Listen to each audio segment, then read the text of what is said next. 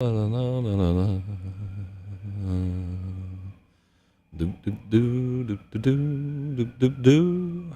let me see here. Oh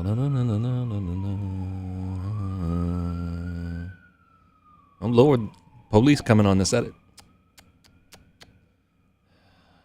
Flagrant use of an illegal ass comma. Alright, what do we got there? There. And let me put in the Twitch. Oh Lord.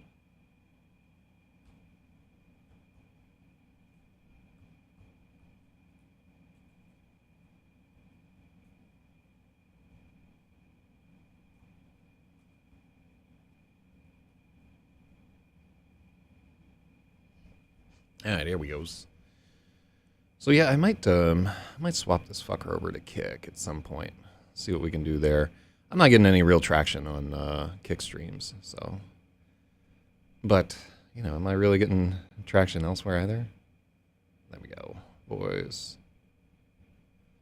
It's not about the traction, it's about the action. Okay. Let's see. Let's set a topic. Paste. Alright, we're wisered. Oh, let me correct. Yeah, like I told him something and he's like doing some crazy shit here. God, that kid is wild. It's gonna be weird. So Web Wizard is a guy that we all know and love. Who, let me see, did I move the writing stream up here? Alright, so Pomodoro stream, oh my god.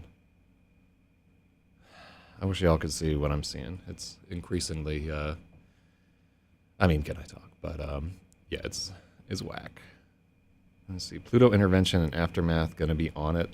I don't think that there was an intervention for ENN. It was more just more just he was high on drugs and made a fool of himself. And it was not the first time, and it certainly won't be the last. Alright, what do we got there? Let's see.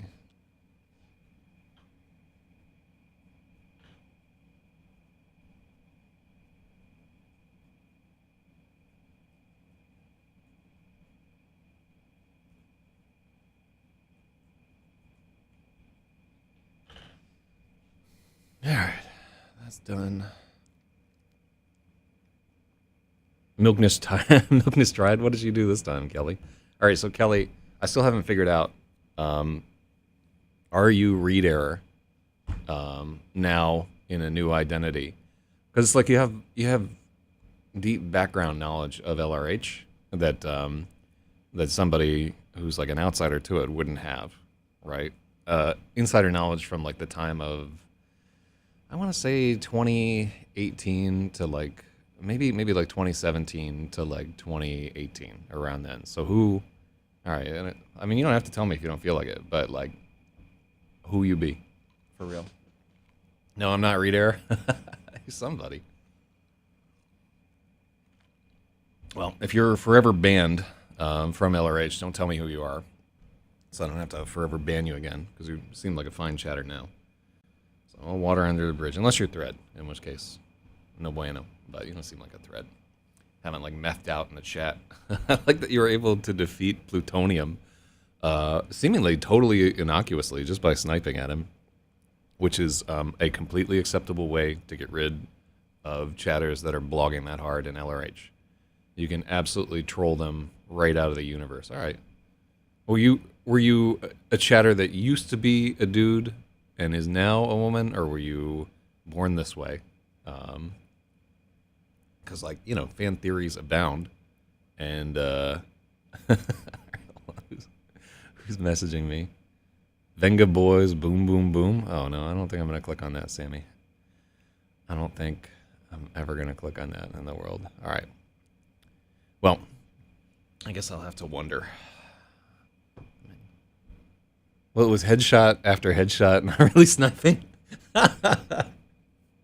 It's just, you know, he's a nice person, but his autism is so profound and his output is so profuse that he's completely open to anybody in the chat who wants to get rid of him, just being like, hey, out of here, right? Like, we have social norms, and we try to be inclusive of people who are differently abled. And he's a nice dude. He supports LRH too, but fuck, man, it's a lot to take on. So I don't know. I hope he gets his shit together and doesn't worry about it so much. But time will tell what comes of that. What's going on today? I am building a new pedal board. It's just for noise vocals. That's all it is.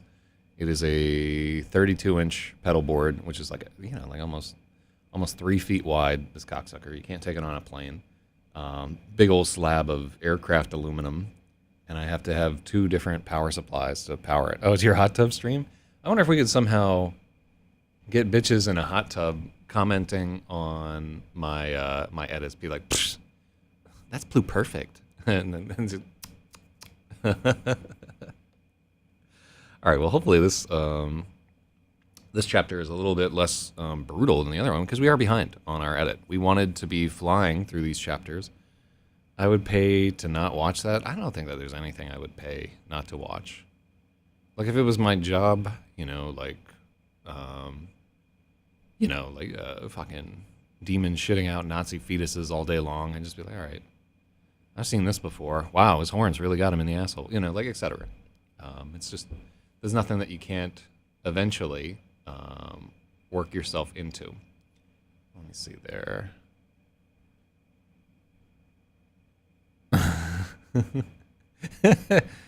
Wait, is it your birthday now, Jira?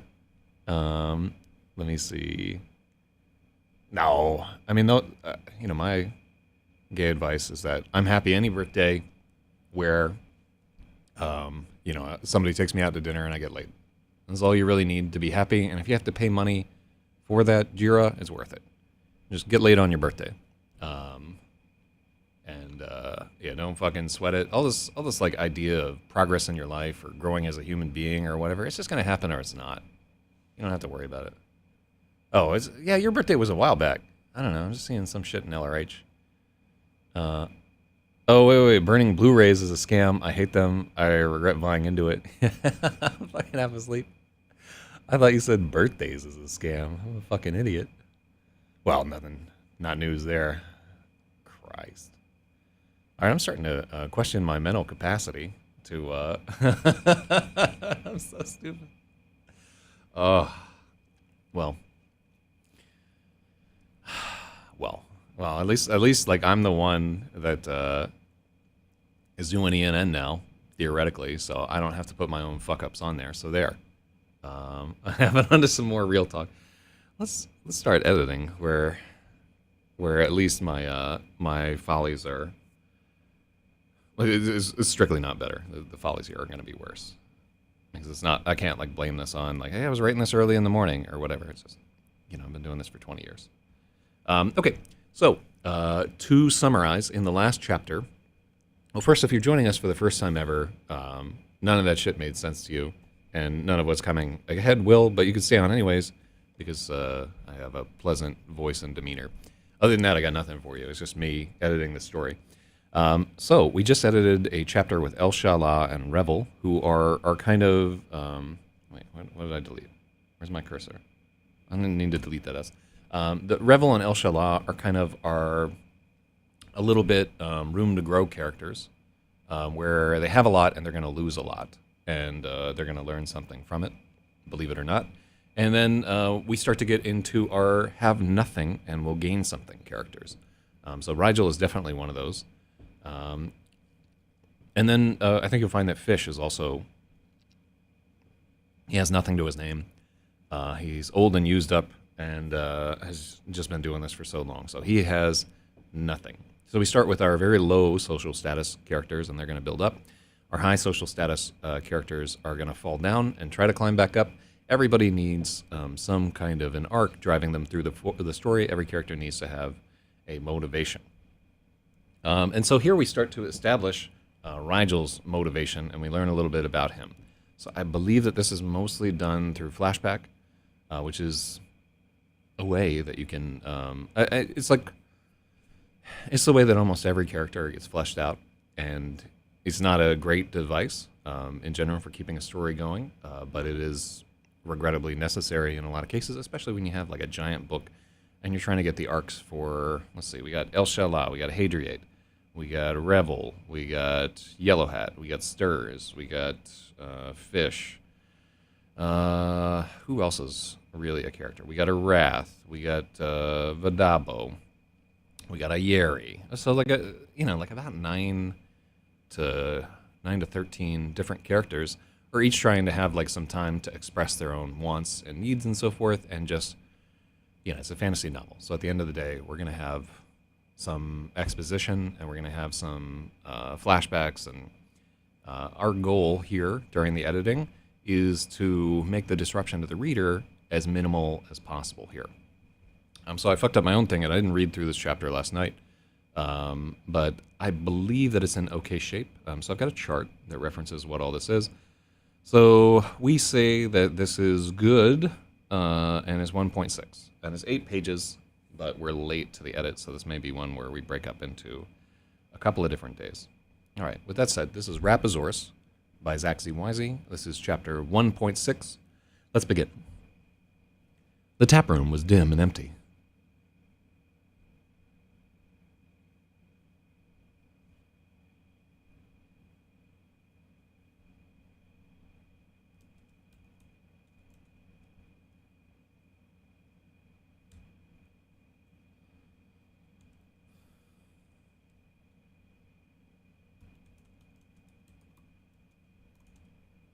Okay.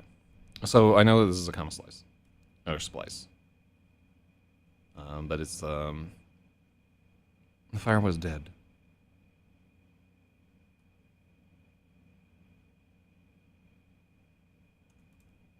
The fire was dead, and the tap room was dim and empty.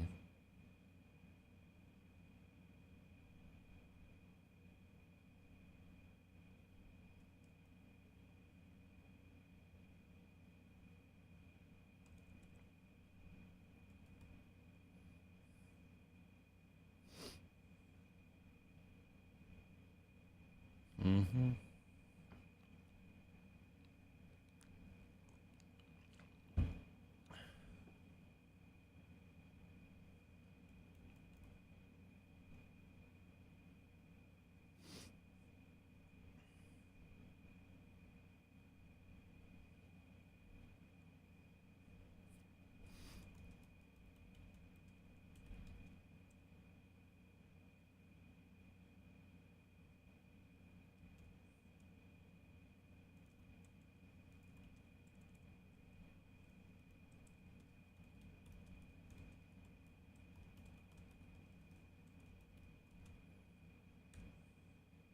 Mm-hmm. I promise not to bully you about comma splices anymore. Let's see. Am I confused? Are some of these characters also in Three Wolf? No. I don't know which character. I don't think there's even a. I don't think there's a strong crossover character within there at all. Probably in Three Wolf. Let's see. Cocker in Three Wolf is a little bit similar to Revel, but it's just because I only know they're just both patterned off of the quintessential asshole in my life, me. So Stirs the Hook is not in Three Wolf, and he actually like has like a little bit more. He should have a little bit more depth than any of the characters in Three Wolf because he has some time to get in there. But it's a good. He's a good General Brute character. I like him and like his. I think in this edit we're developing him into somebody who is very sort of atheistic in a world where like the action of magic and gods and stuff and demons is very apparent, but he still refuses to believe all of it and thinks that it's superstition, and is kind of adamant in that until he is confronted with the reality of the situation, and even still he's trying to explain it away. I don't think that he fits into a stock role because he actually gets fairly interesting as the chapter goes on. we learn a little bit more about stirs later in the chapter. Whereas we don't really learn about any of the brute type characters in Three Wolf. We don't get backstory on anybody other than Flinzer, and Flinzer isn't a brute. He's a charming old man.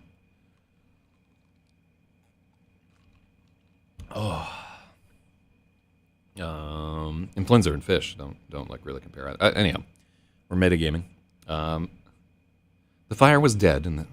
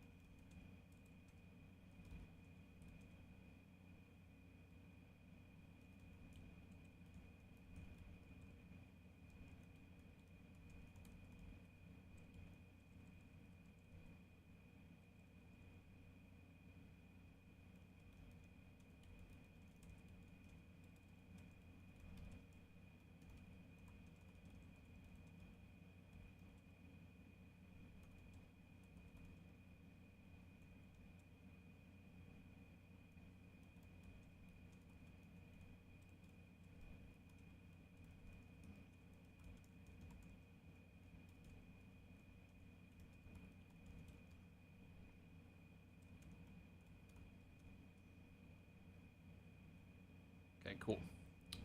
So, the fire was dead, and the taproom was dim and empty. Pale slivers of dawn stole through the shutters. As always, the morning reeked of stale beer.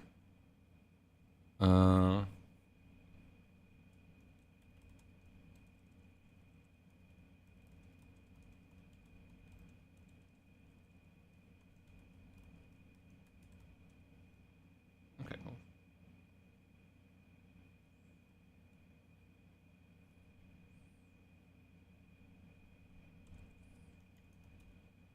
Okay, and we use reek right under it there. Okay. The fire was dead, and the taproom was dim and empty. Pale slivers of dawn stole through the shutters. As always, morning in the Half King's Tavern stank of stale beer, dried blood, and old vomit. Beneath the regular reek, the burnt metal stink of the silver dust.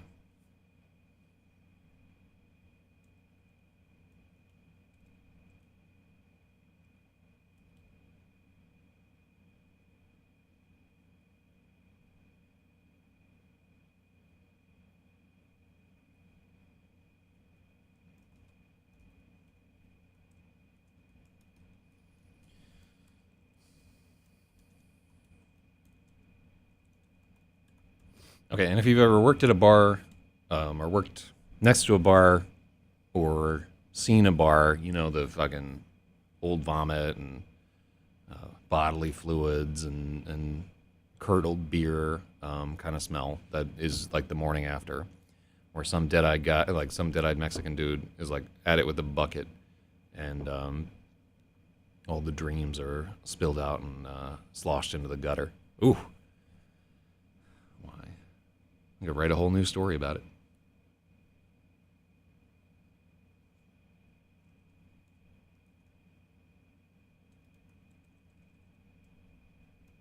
Rigel sat at the bar and poked at his newly healed shoulder.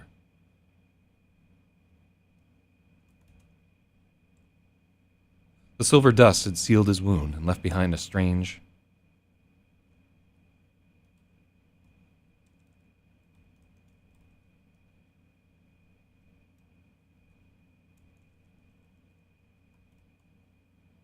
need some of that dust. So this is like it's a core conceit that I use through all like my D&D campaigns and shit too. That healing is like very dire, and so one of the healing comes only directly from like the godlike figures in the story, and it's two things. Like one, it's increasingly painful to take to where if somebody gets dusted 2 or 3 times. The next one has a 50% chance or so of just killing them outright, just from sheer pain. It's just more than a body can take. in most cases. Second is that every time you accept like the healing of, in this case, it would be the Laughing Star, which is the if you watch IRC D&D, they made an appearance. Every time you accept the healing, the that sort of celestial figure gets more purchase over you and your destiny. Like if they've healed you a couple of times, they get to pick how your luck goes. They get to use you as a pawn, right? Because it's a deal that you're making with them. They're like, okay, I'm gonna reattach your arm, but you're gonna use that arm to kill this apostate or something like that. Which to me is like, it's a really neat conceit within the story that I like a lot. And I don't know that we get to fully flesh it out over the course of RAPAXORIS, but if you're playing in one of my games, that's how it goes. The healing is very difficult. There is no resurrection whatsoever in my shit. I don't like characters coming back from the dead in a story ever. It's always garbage to me. Every time that fucking happens, throw the book away and just jump the shark. Especially the Bible. Horseshit. Anyhow, I really do feel that way. That's a trope that always turns a story into garbage. Because it just means the stakes are nothing.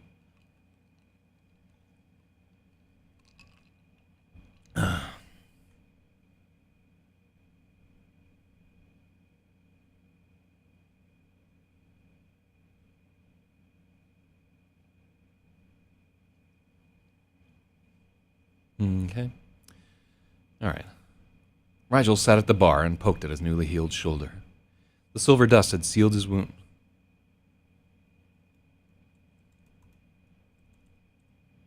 The silver dust sealed his wound and left behind a strange, shiny scar. There is a comma between strange and shiny, for whatever reason. Word.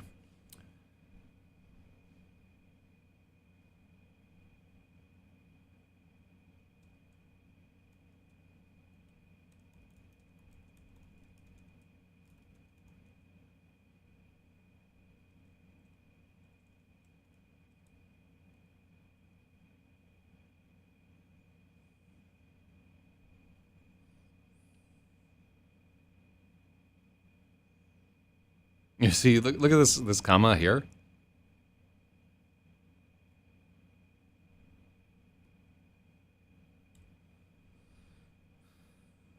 Why is there always a comma after strange?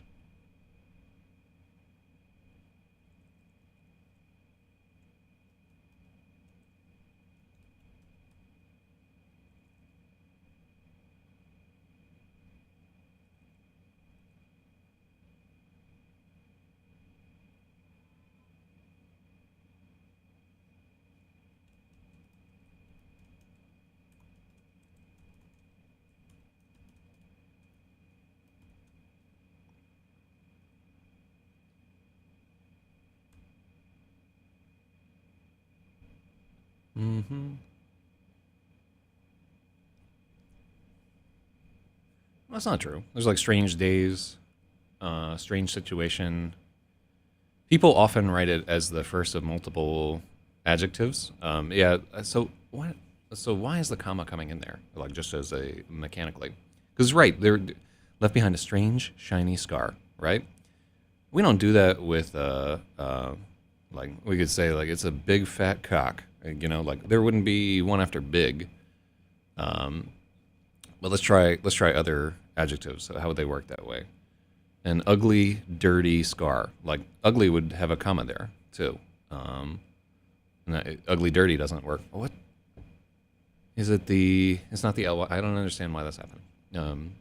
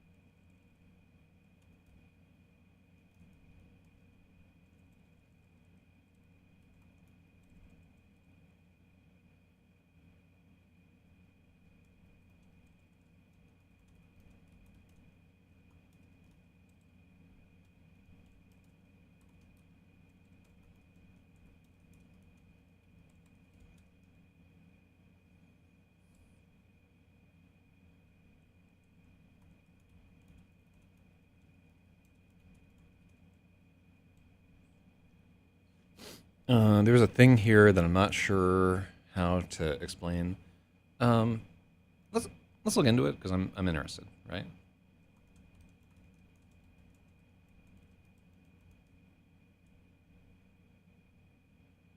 Introductory adverb like apparently. No, this is not what we're looking for.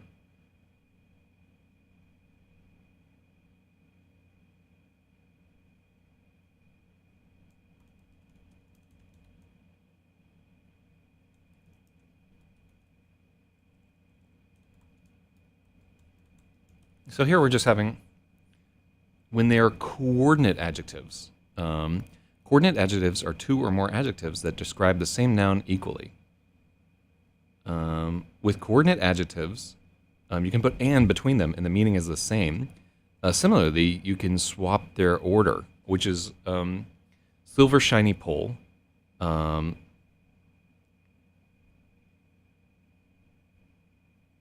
silver shiny pole looks wrong.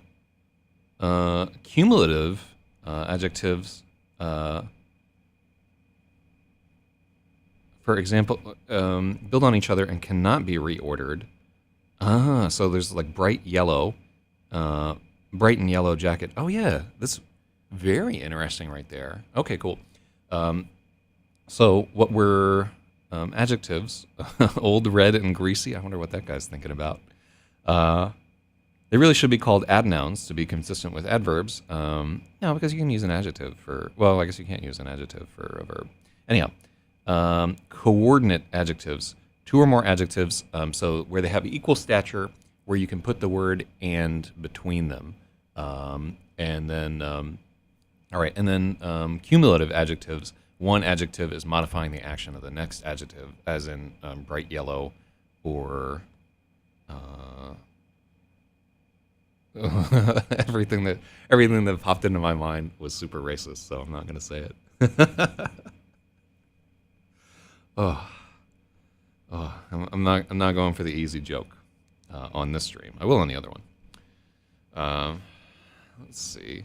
Although it's somehow more racist to just like say that popped into my mind and like didn't say it there. That's worse, honestly. Anyhow, God, I'm a fiend. All right.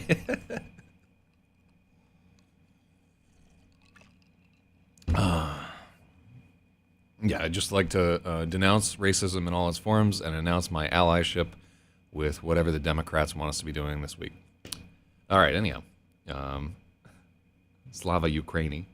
Let's see.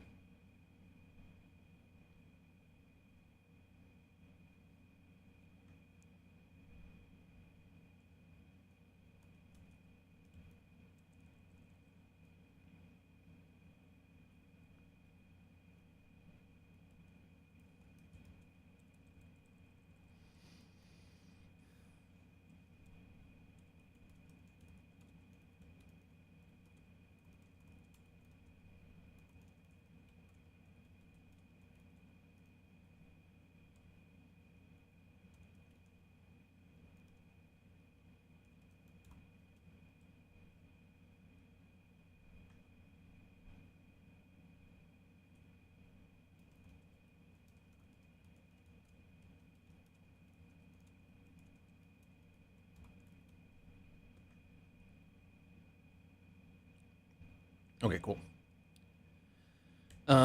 So this is a little hackneyed here, where the wound that nearly killed him was just a scratch now.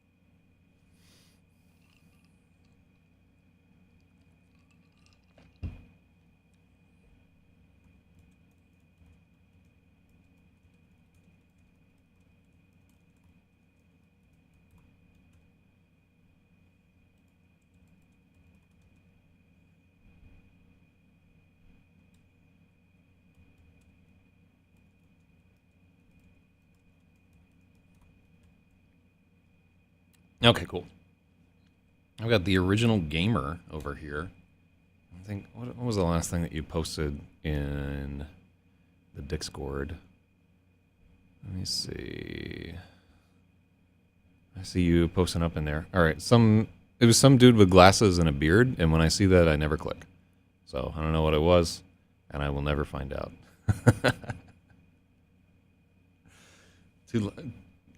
What is it? To Reddit didn't click. I don't want to see those guys. I don't want to see them embarrassing themselves. Fucking nothing. They're outside of my realm. I'm gonna get a beard myself if I don't go ahead and shave. All right, so how are we doing so far? Rigel sat at the bar and poked at his newly healed shoulder. The silver dust sealed his wound and left behind a strange, silver, shiny scar.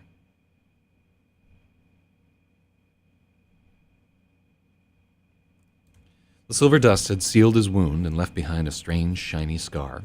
And what are those, again? They are coordinate adjectives, not cumulative adjectives. And I will forget that within 5 minutes, I guarantee you. God, it's honestly, like at the end of... If I put a summer into studying, I could absolutely teach English at this point. I can't really grow a beard.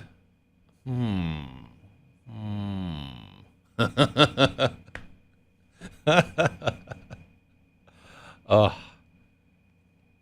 the mystery deepens. Like I'm torn between the old chatter in a new identity and the Kelly is just raw. Come to interact with us in a way where she doesn't have to have people begging her for money constantly, which I would respect, especially as considered to me. Let me see. Knowing how to use the tools is more important than knowing what they're called. Yeah. Tell me that again when you're working underneath of a fucking Volvo and they're like, hey, I need a thing that applies torsion in a circular fashion that is approximately 14 millimeters across. You got to know the name of your tools. Because knowing the name of your tools fixes them in your mind and then you can go to them. Like words are just a shortcut for ideas. So both of these things are, I don't accept what the original gamer is saying there. All right. Incog, is your beard really going white? Oh, by the way, Incog, if you put up more stickers, please send me pictures. I want to make a blog post of all the stickers that are all over the world. I think I've gotten some in Sweden, because I'm wearing today the Zeros Project shirt. Hell yeah. So I was one of the OGs in the Zeros Project. Rigel sat at the bar and poked at his new...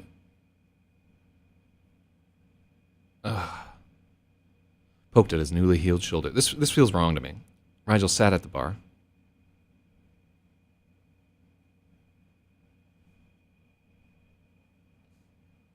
Pluto shamed and defeated Chatter. Oh, I don't think he's shamed or defeated. He was defeated by Kelly and left the chat.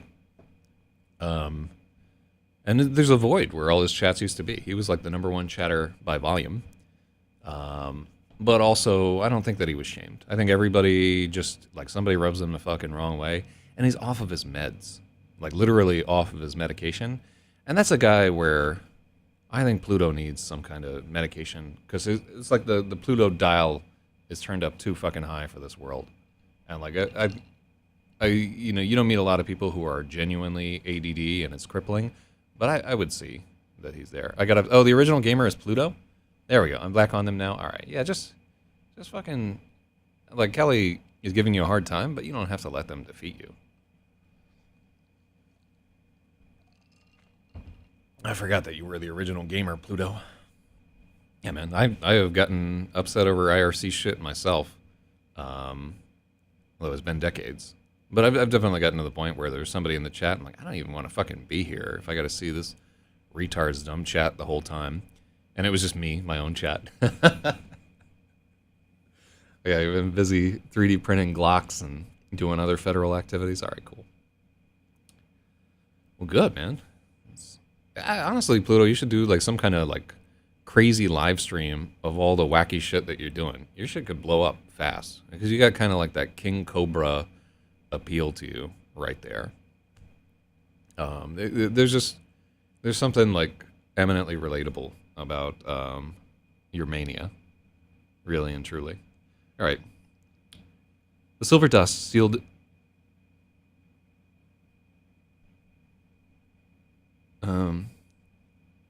We could do the silver dust that sealed his wound, left behind a strange, shiny scar. The silver dust had sealed his wound and left behind a strange, shiny scar. I don't see any difference there. I've been thinking about it. A few people told me I should stream. You know what I want to suggest if you get into like the streaming thing? Like, one, don't spend any money on it. Just do the stream with like your phone, right? In terms of lighting, like just use the lighting that you have apparent, and you can just throw like a fucking wax paper over like one of those clamp lights. That's all you really need. LRH really does have like I did focus a lot on the lighting in here, so it is something that I try to get right. But what you really need is to just be honest with like your character and who you are. I was talking about this when you were like getting all upset the other day, and like the thing that differentiates Plutonium as a chatter from like a bunch of other people who we have kicked out of the chat is that you have a good sense of humor about yourself, and you're willing to like acknowledge like, hey, I have these problems, but I'm still a person. I still want to do these things. It really, like, that's the endearing part of your character. All the crazy shit that you're constantly working on too is going to be interest to some like subgroups and so forth.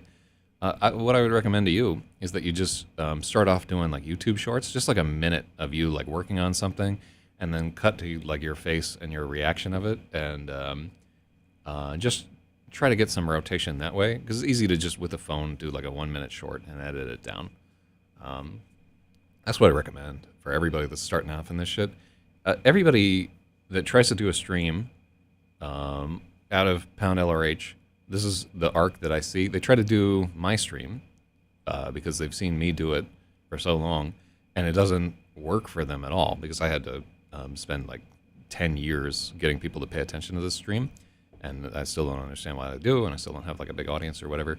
And like I have a singular set of abilities in that regard, because I've been doing it for so long, and it was always my dream to be like a radio person. And like, if your dream was not to, so you know, like fucking Dark Mage tried to do that stream, Jubird tried to do that stream, Dab Guy tried to do that stream, like others have tried to do the same format.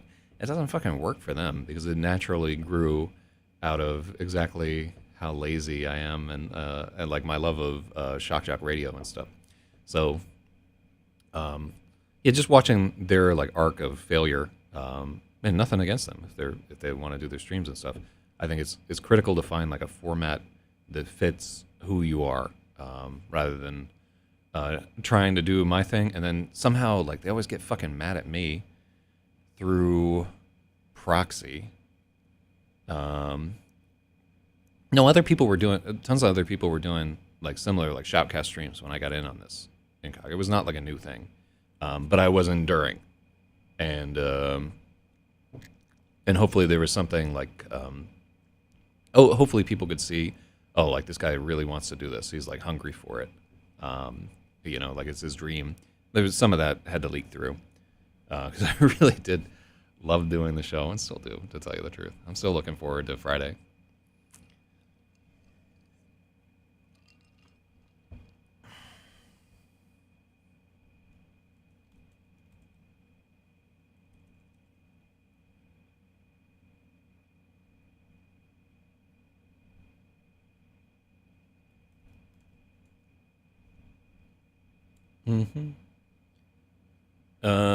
Format who I am. 1 minute TikToks that just show my garden plants with ambient sounds. I'm wrong at those. Honestly, like, you are looking at something you can make $500 a month doing. Literally just that, for free. There are so many relaxing plant people TikToks and so forth. I literally could monetize that and just give each of the plants a name, and just personify the plants in some kind of way. And then, you know, you have like the sad thing. It's like, oh, Reginald got mites. And it's like, and then the like swelling music, like we're healing him with a fucking spray or whatever. Literally, people will shout out on it. It would be a good TikTok. Like, you just have to give people relatability and a story. Well, no, they're not dead thirsty for content. That's the common misconception. People will watch anything that appears to them suggested by an algorithm, but they're not hungry. They're completely sated, and like everything that comes along is like it's like a giant fat person sitting at a conveyor belt of shit that's going by them, and you just have to be close enough to their interest that they're like, oh, I like salmon, and they, oh, wah, wah, wah. And then the next time it comes around, maybe they'll be like, oh, I like salmon. Oh, oh, oh. I mean, it's like there's no hunger for content. There's boredom and apathy and general malaise. And if you are close enough to something that lifts somebody out of that malaise for a second, they will make the tiny effort to reach out and grab your thing and maybe like click the subscribe bell and being led like cows to the truck. I mean, we're those people too. We're consuming the same media and shit. We're those same lardos, especially me. Christ. But now we're getting some meta on here. We have done no progress on this. The real pain came after. All right, we'll take that because I'm totally distracted here. 1 year ago, Rigel's father slipped off the roof of the Seven Arms Inn.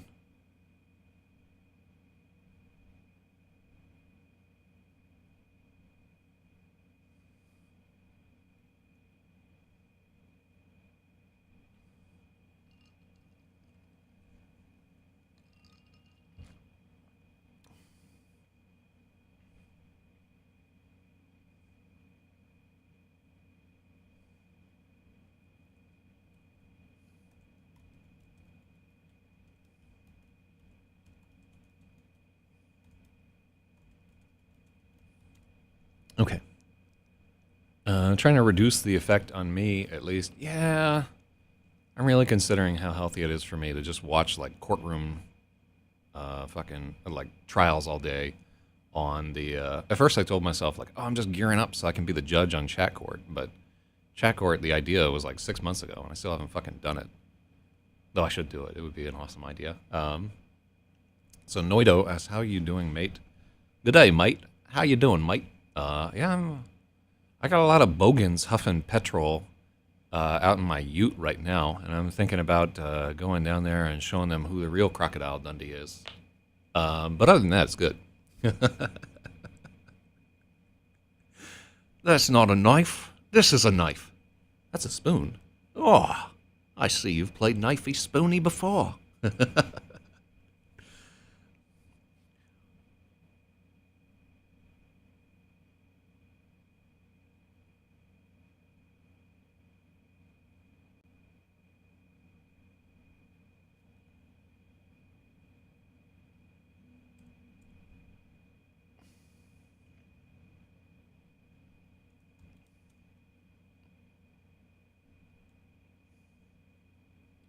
1 year ago, Rigel's father slipped off the roof of the Seven Arms Inn.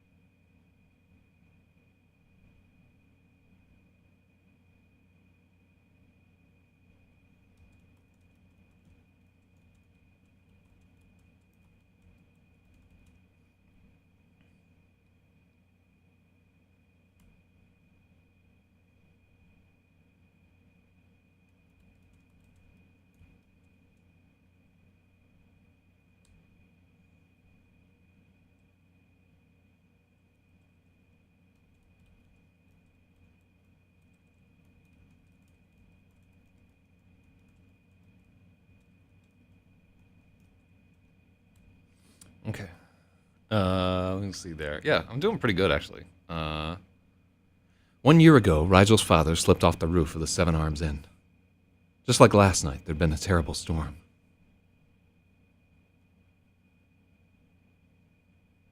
No one knew what Rigel's father meant to steal, or what drove him to go out in a shipbreaker.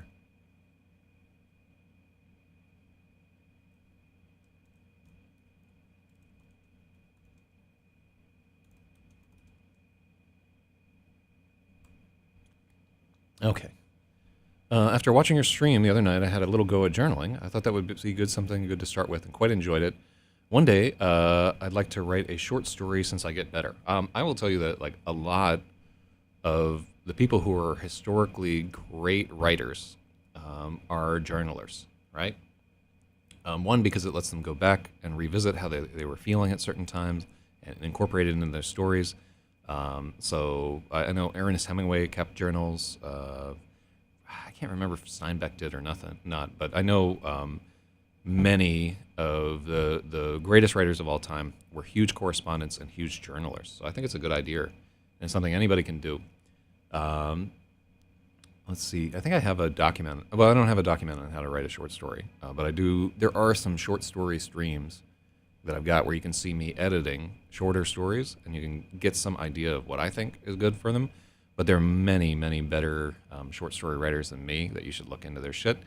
Who do I think is good? Let's see. Short stories is hard.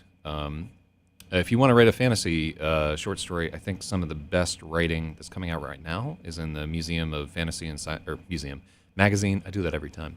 The Magazine of Science Fiction and Fantasy, I think, is pretty good. What was the other one that I used to subscribe to? Asimov's is pretty decent. I used to subscribe to Clark's World, but they got too Chinese for me. It was like very Chinese and very political, and the stories became very feminine, and I just, I would see them and I'd be like, oh great, another story about knitting yarn in space. I don't want to diss them, but also I could not get a story into that fucking magazine to save my life, and so that has driven my bitterness. Still gonna try, but it's a hard road. I've been trying for 5 years. Not like really hard. I only do like a story a year or so. But yeah, short stories are the great way to go. And if you watch the stream and it inspires you to write a short story, and then you write a short story and then you edit it yourself, like you go through the rough draft and edit it. If you want, I will take a look at it at the stream. I will read it and then react to it live on stream. If you, it sounds almost like a punishment to me, but I will read it, tell you what I think if you want, and I don't have to do it on stream. But yeah, just anybody involved in this. But 5,000 words max is all I will look at, and really you should shoot for like 2,500 to 3,000.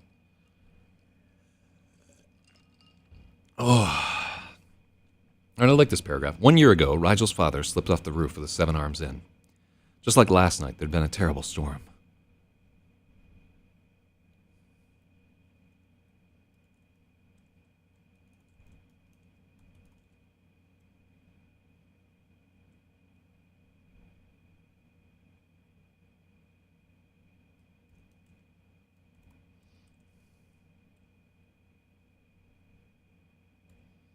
We're like missing an opportunity to say something like it was the anniversary, because like he went out on the anniversary of his father's death.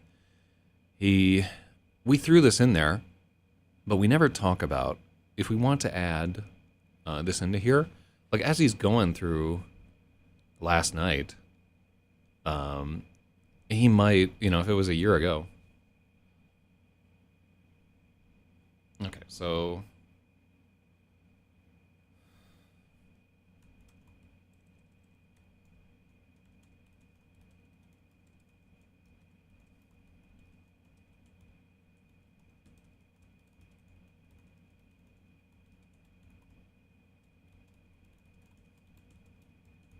Okay. I don't have. I wish I could mark my comments. I should be marking the comments as resolved if there are resolved. So if this is true, he should have thought about it at some point during the night. Because like if your dad died a year ago, it's still in your mind, even if he's like a caned out failure and so forth. So yeah, we need to go back and retcon a little bit to add that into there, but I'm not going to do it right now.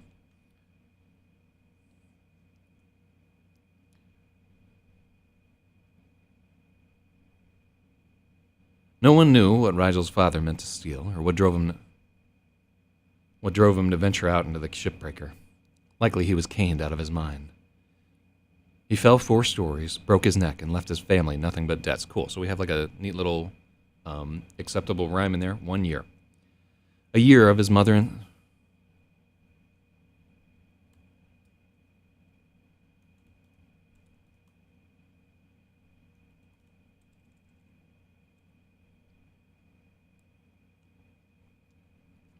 A year of Rigel's mother and sister living in the room at the top of the stairs.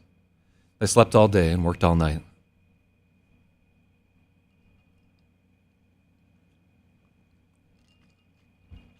We need a I don't let's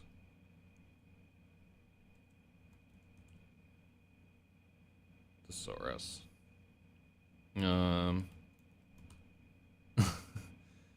So I want a word that starts with S, a verb that starts with S. Yeah, we want something like sins. To commit an immoral action, an illegal or immoral action.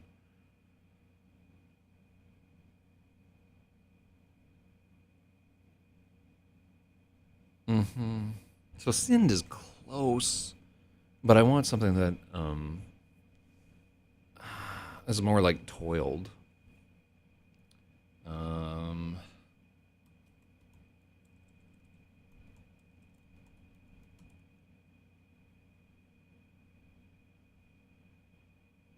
Yeah, we want something like degeneration or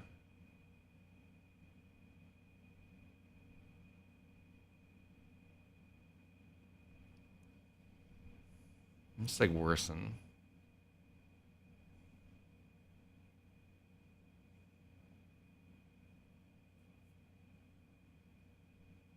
All right, let's.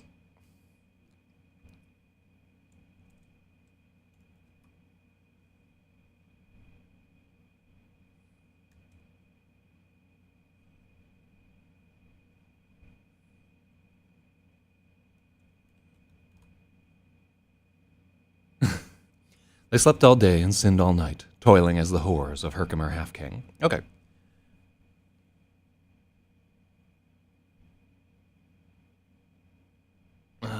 So I think the ing ending there is right. That sounds right to my idea.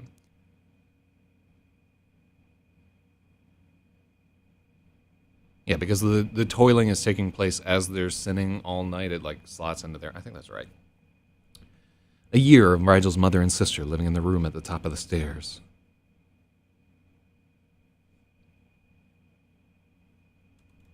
Tiny room at the top of the stairs. They slept all day and sinned all night, toiling as the whores of Herkimer Half-King. Oh yeah, I want like all the whores to be like crammed into a tiny little hammocks. They've got they sleep in hammocks. The tiny room at the top of the stairs.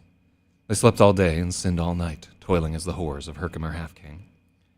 A year of grueling work, tending bar.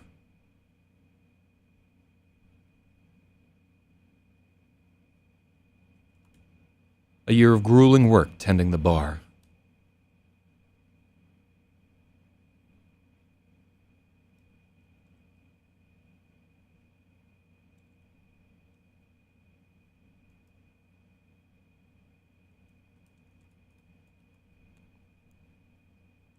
I'm gonna call him a bar boy.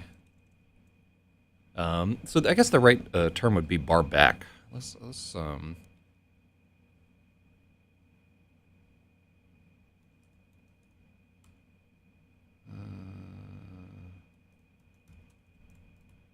bar back meaning.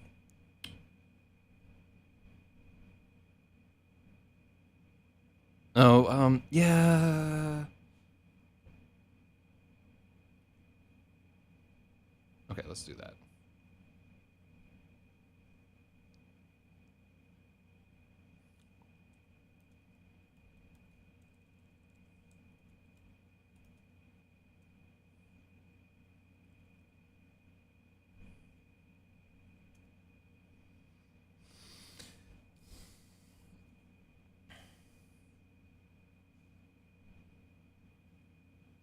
Oh, I like this paragraph actually. A year of grueling work as a bar boy. Sailors and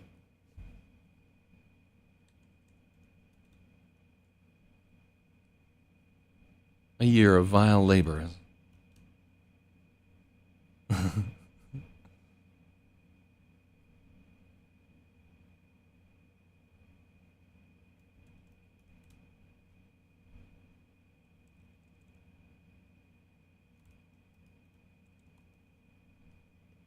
A year of vile labor as an indentured bar boy. So indentured is a little. He's like.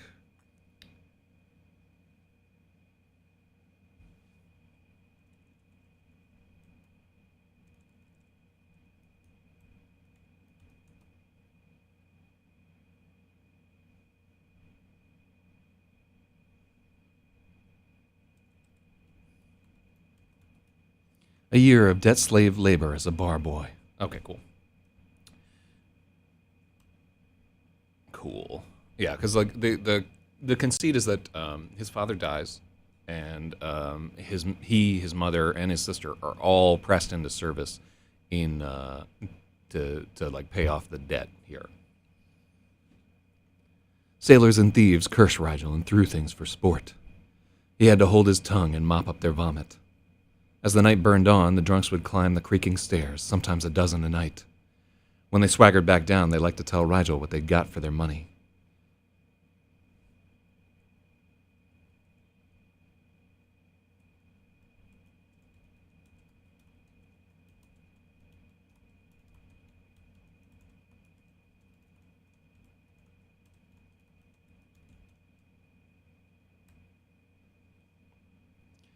Okay, cool. That's better. When they swaggered back down, they liked to tell Rigel what they got for their money.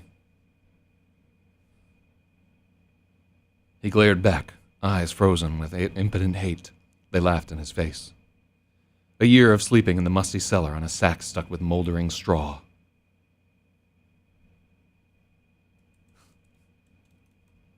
A year of sleeping in the dank cellar on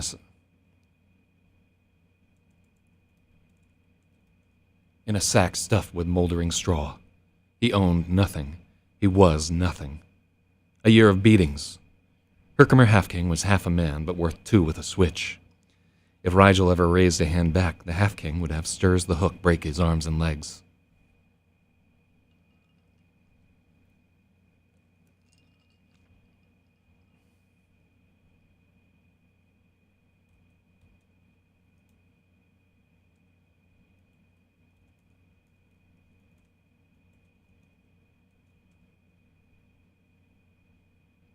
Rigel was bigger than him.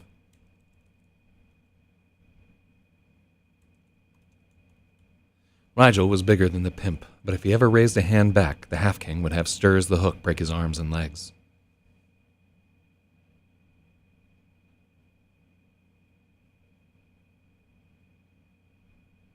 Oh, this is a lot of this is a run-on sentence in some kind of way.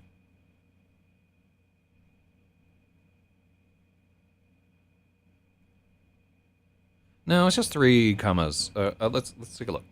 Rigel was bigger than the pimp, but if he ever raised a hand back, the Half-King would have...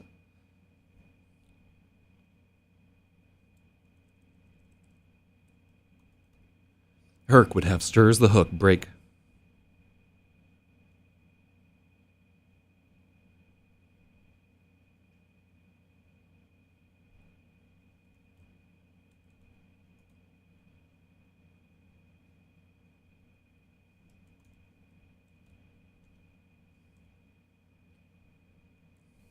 Then they'd toss him into an alley on Gutter Row. Rigel once saw a man Stirs had broken that way. The wretch crawled on all fours with a tin cup around his neck on a string. Ooh. Yeah, kinda...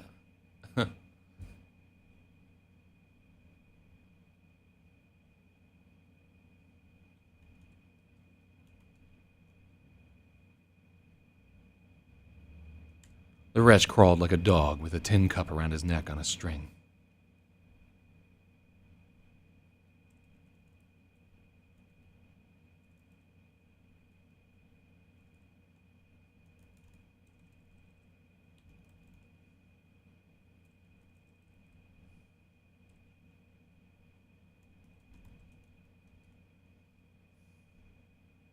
If it was only tavern work, Rigel could have borne it. But that wasn't enough for Herkimer Half-King. The dwarf made Rigel steel.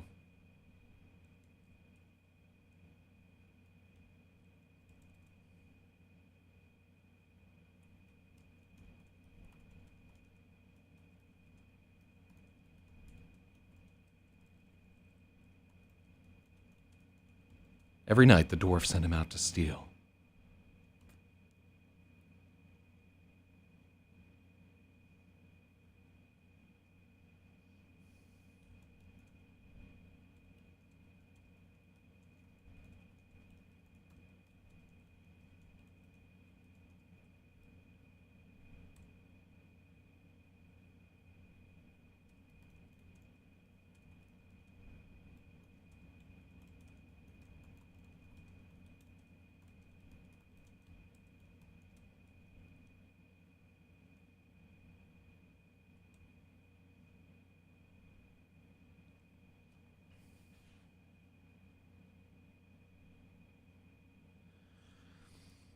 Rigel almost lost a hand while he learned to pick pockets. There was no one to guide him. He learned everything the hard way, on his own. How to climb silently, how to jimmy windows, and how to pick locks.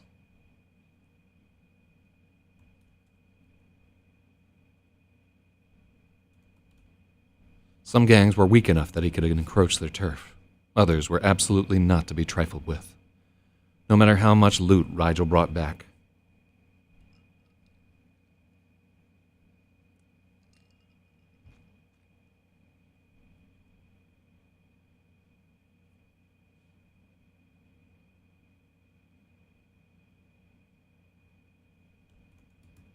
No matter how much loot Rigel lugged back, Herkimer always accused him of holding out.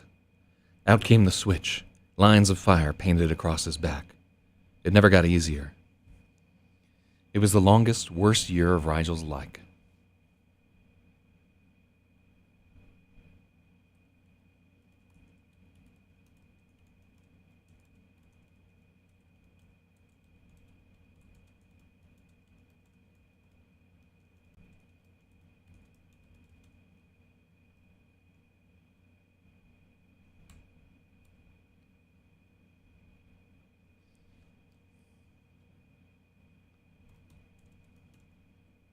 The longest, worst year of Rigel's life had ended last night with a single score. Herkimer Halfking was an ugly, swindling, foul little troll, but he kept his word and canceled the debt. The orb was more valuable than Rigel's entire family.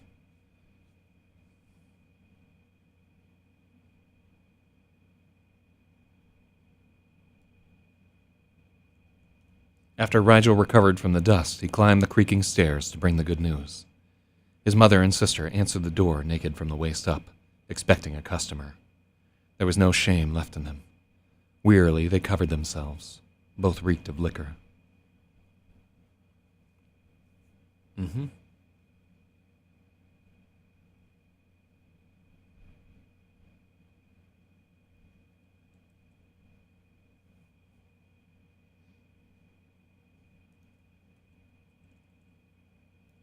I want to say something like with his heart in his throat.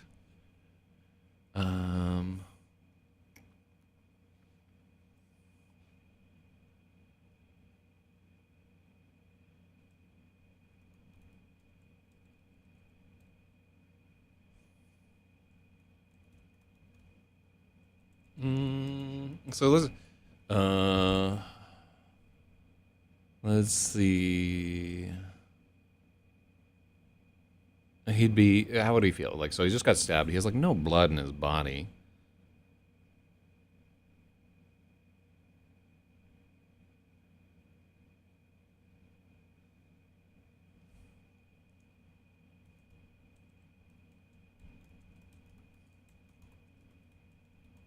Reeling and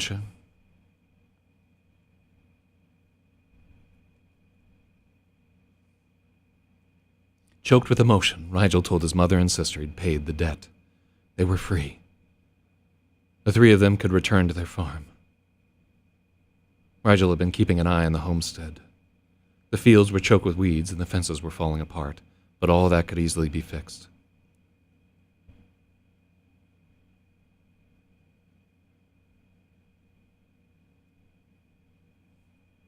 But all could be fixed. Okay. Rigel could do a man's work now. They could rebuild and forget this whole miserable year.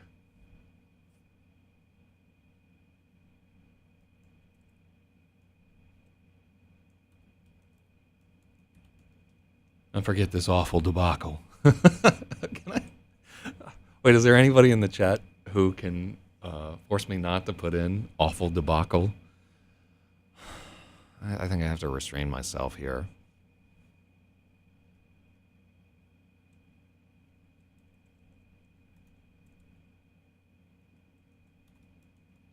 All right, I think. Yeah. No, it's way off. Yes, it's pretty bad, man. I like it, but I can't.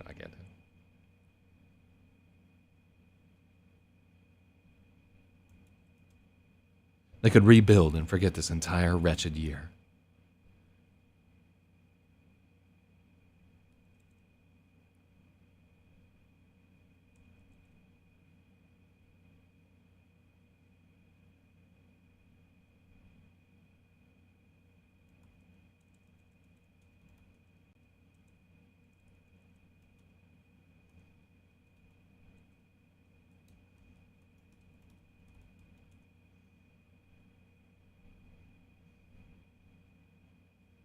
Rigel's mother stared at him, dead-eyed and drunk.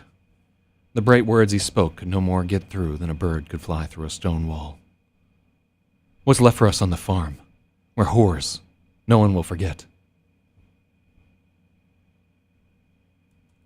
We're whores now. Okay, cool. Funny, but yeah, that's the story of my life. Believe it or not. Oh, I can't. I should get all the symbols out of this room because it's like early in the morning, and I just want to wang on them like there's no tomorrow.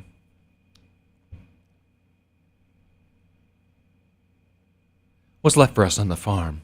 We're whores now. No one will forget. Only because you had no choice. You're free now, Rigel protested. He dreamed of this moment for a year. It was all going terribly wrong.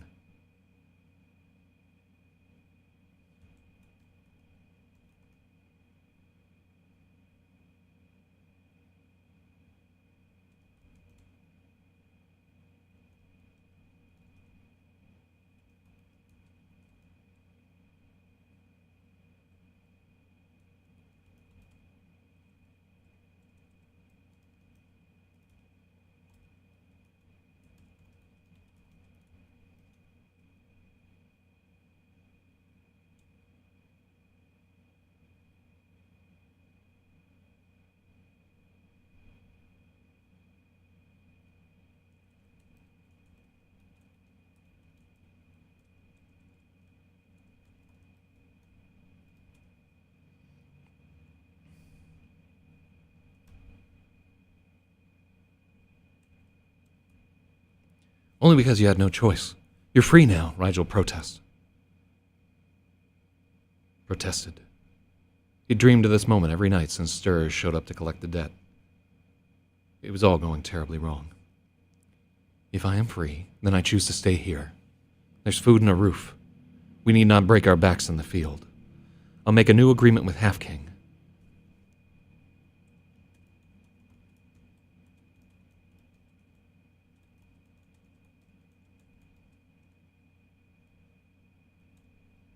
If the debt is paid, we can get a better cut. But Shira, at least let Shira go free, Rigel pleaded. When he looked at his sister, she shook her head. There's nothing left for me. No one will marry me. If I leave, I'll just wind up doing the same thing on the street for nothing. It's better to stay here.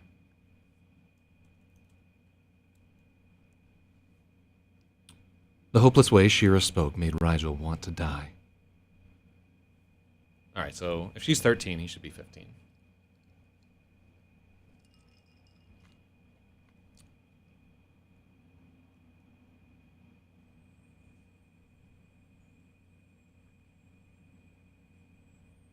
She was 13 years old. Oof. Oh, that's rough.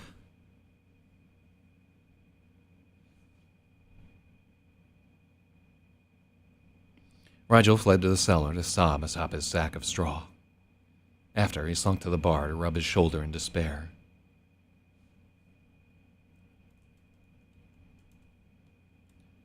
He realized his mother was speaking Herkimer's words. The ugly little man had convinced his mother and sister there was nothing more for them. Worse, the dwarf wasn't wrong. The villagers all knew what they'd been reduced to. Shira had no hope of marrying unless they moved far away. There was no money for traveling. The only way to get it was to keep on whoring and stealing. What was the point of all of this?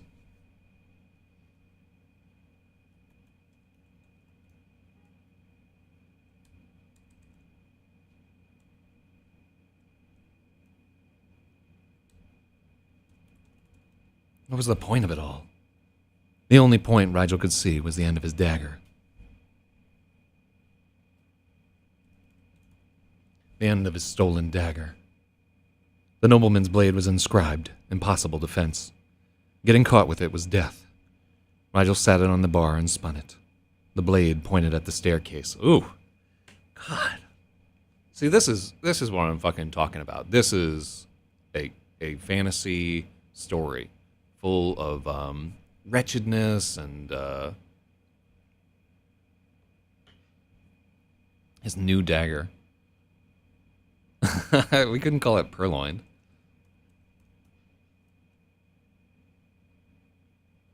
The only point Rigel could see was the end of his new dagger. The nobleman's.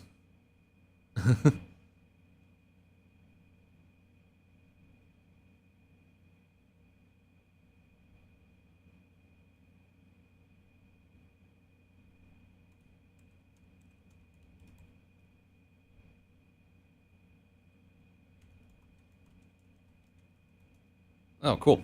I like that suggestion there. The other part of it too is Rigel does later in the story.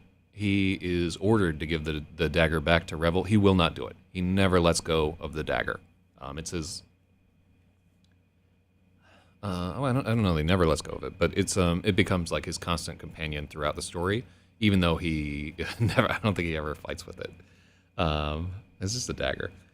The only point Rigel could see was the end of his new dagger. The stolen blade was inscribed with the Ramos' arms. Impossible to fence. Getting caught with it was death.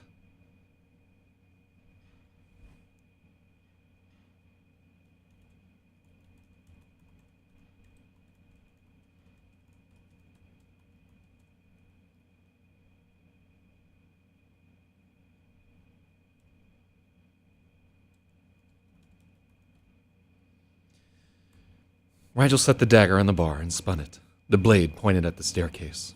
Oh, I like that. Very cinematic. What's happening? It also may be like a cliche. The like spinning motion and redirect attention towards the goal that you wanted to lead them to all along. If only there were some way to sell it. The grip had spirals of gold between its leather pads.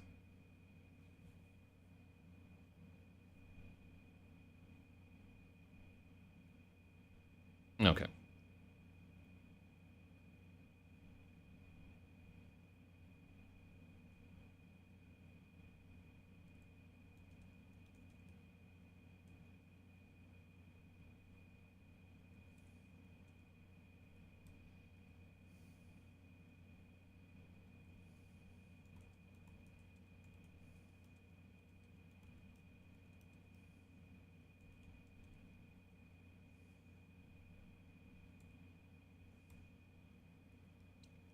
Could be a good spot to describe the blade again when he spins it. We have it right after here. If only there were some way to sell it. The grip had spirals of gold between its leather pads. Oh, no, that doesn't make sense. Yeah.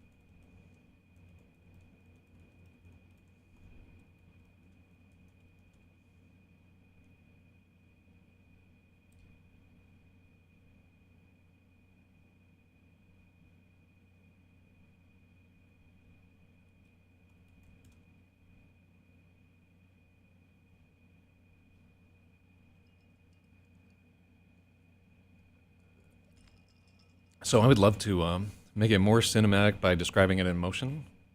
Um, well, there's a price to pay if we want to do that. If we wanted to describe like the dagger rattling or whatever, then I'd say the best argument could be to move this description.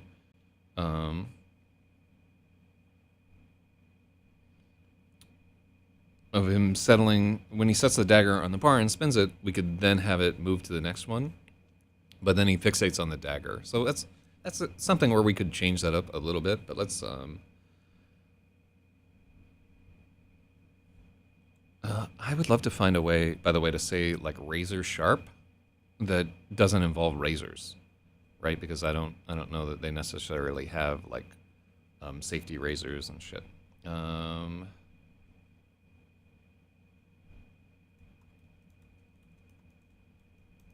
Mhm. Not quotes, a fucking aphorism. What's the? I don't know that they would like. He would have access to a razor at this point in technology. Let's try. Hands are sharp, keen. All right.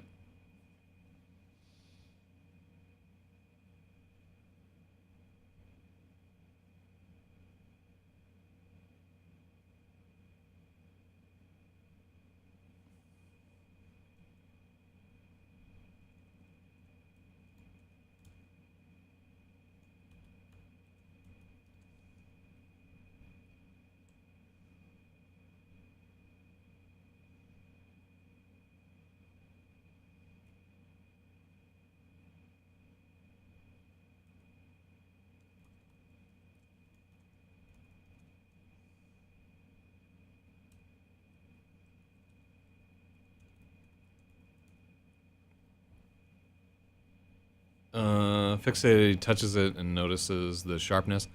So Kelly likes knives, is what we can pick up from this. But we're more here trying to say that the dagger is valuable than trying to get deep into it. So we have a budget for how much description and exposition we can have in the chapter, right? So we have 2 paragraphs already on this dagger, and it is going to be like almost a character in the story. But I think we've spent it, right? So we spend early in the chapter, we spend a paragraph. Here's what we spent. We spent a paragraph describing the bar. We spent a paragraph describing the pain in his shoulder. We spent like a couple paragraphs getting into there. Yeah, we don't have a lot of description budget left in this chapter. We need to have some action happening, and it's about to happen. But yeah, we can't get deeper into this description.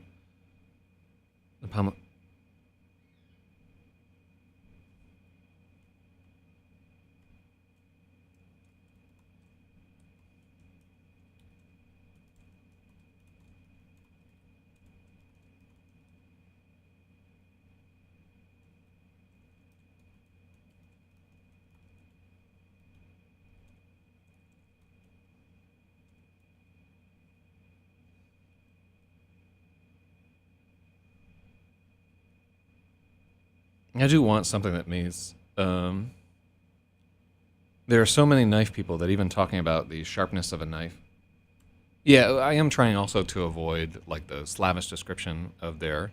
Oh yeah, well everybody likes to describe things. Is the thing. The thing is just realizing that you have a budget for description, like before people's eyes glaze over, and we're probably over our budget already with all the shit we're saying about this knife. But it is important to note that there is a certain number of readers where, like, no, tell me more about the knife, dude. Like they're there. Oh, what's it smell like? Like, what would it feel like going into a motherfucker? Like, it's crazy the allure of the knife, like how deeply embedded into us, like the idea of like slicing things and stabbing people and cutting your own dick off are, but they're deep woven into our DNA. This was in my arm, Rigel remembered.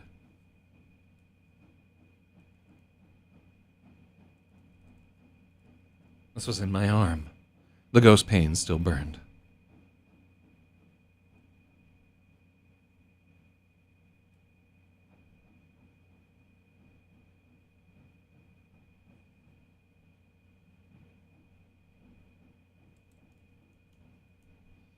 Okay, so we remove the thought. You might be able to describe the. Okay, well here's what I would say.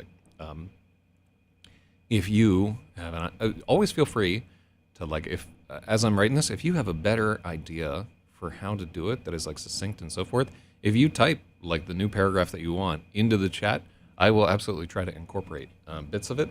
But also, I want to get later into the chapter because I'm cheating a little here. I know what happens next. Right, and I know how many beats I can spend on the knife, and I'm over them right now. Rigel's thoughts turned to the ugly little man who slept upstairs.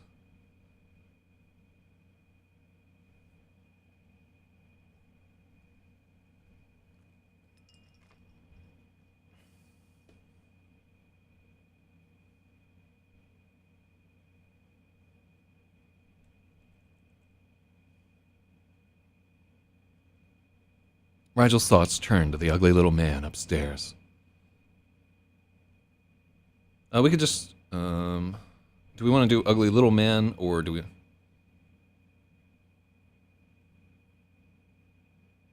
We could just say the pimp upstairs. I like ugly little man there. Because it really, in his thoughts, he hates Herkimer. Rigel could wait in the shadows. Herkimer's door was locked and barred, but the hallway was dark. Rigel could wait in the shadows. He could spring out and... The stairs creaked.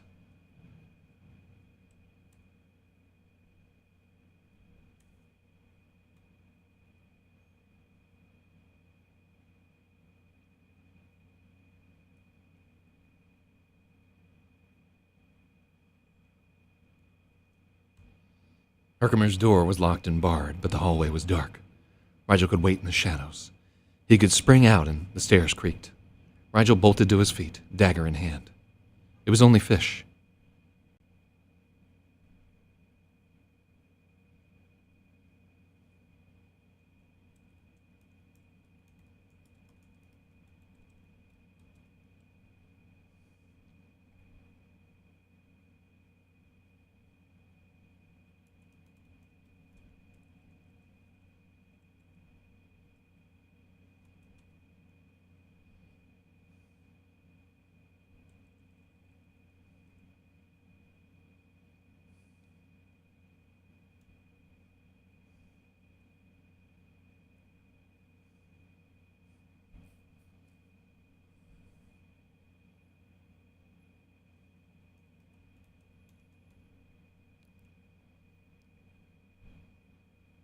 It was only Fish.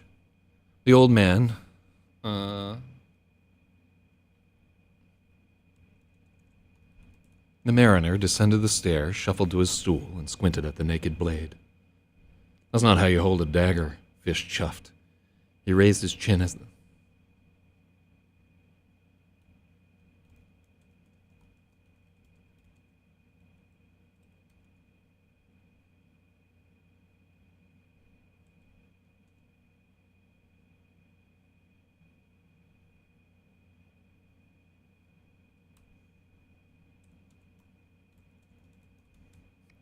Okay, cool. That's not how you hold a dagger. Fish, I love chuffed here. Fish chuffed. He pointed at the bottles behind the bar.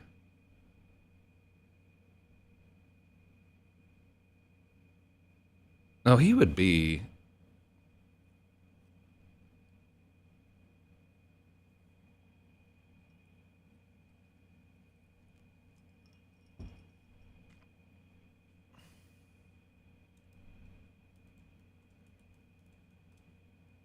He pointed a dirty finger at the bottles behind the bar.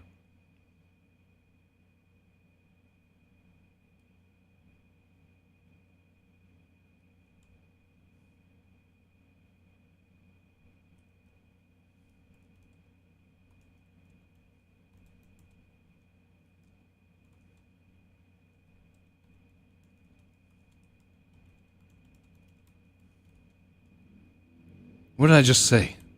Put the dagger down. You don't want to get dusted twice. All right, he would call him boy here. Put the dagger down, boy. You don't want to get dusted twice.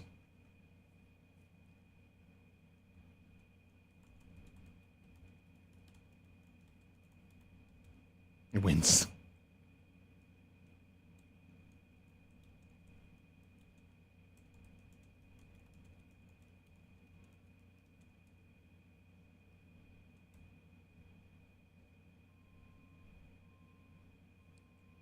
All right. Rigel winced at the mention of dust. He set the dagger on the bar and poured a snifter of Sisendo for Fish.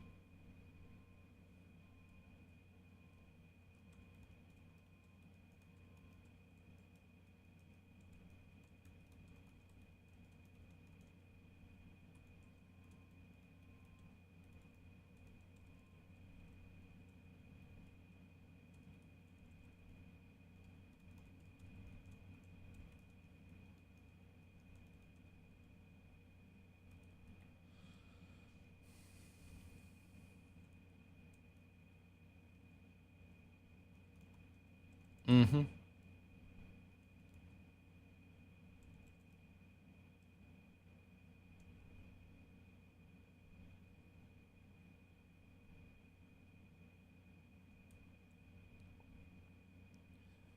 All right, so we talk about how he drinks like this fucking turpentine.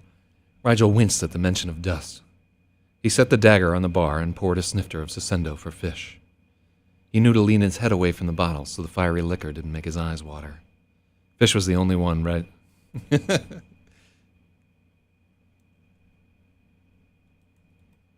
Fish was the only patron Rigel had ever seen drink it straight. Sisendo could peel paint. What kind of liquor makes your eyes sting and water? It sounds more like cutting an onion. A legendarily coarse liquor in a fantasy world. So yeah, it's very much like. Let's find out what the.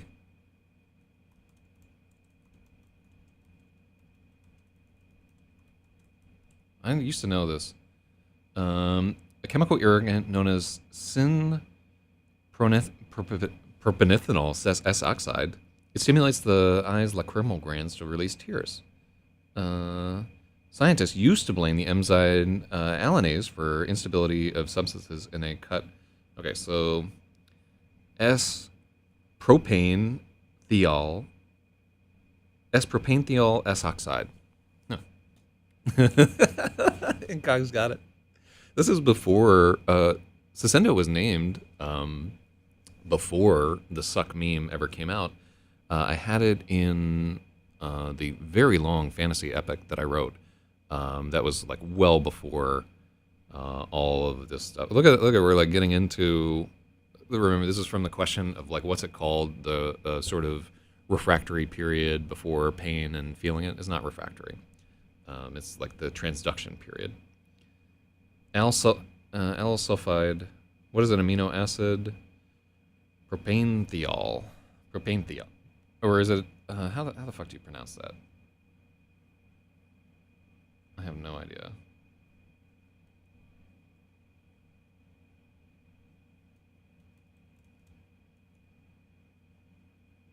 Propanethiol. I'm gonna say it's propanethiol. Propanethiol. What? Propanethiol. Propanethiol? That's not even a human saying this shit. Fucking nonsense. Look at all the. Let's try. Pronouncekiwi.com.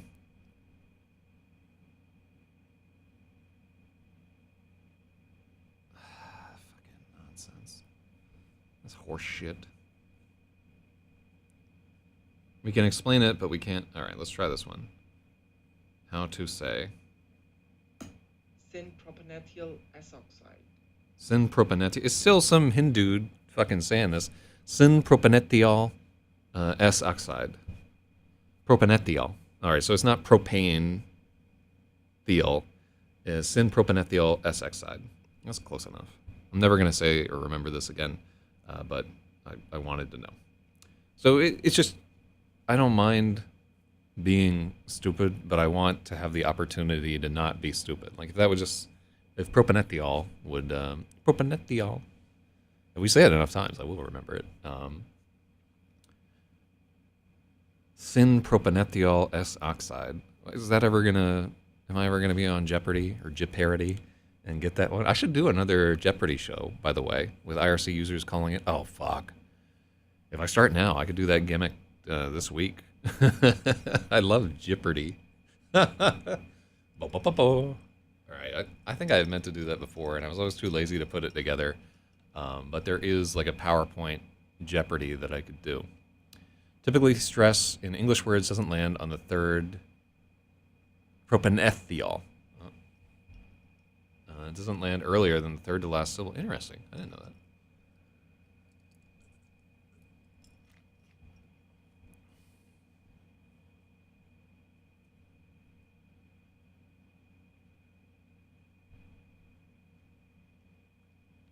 That's my idiot pupil's dagger. You're lucky he's so stupid. Who throws a fencing dagger?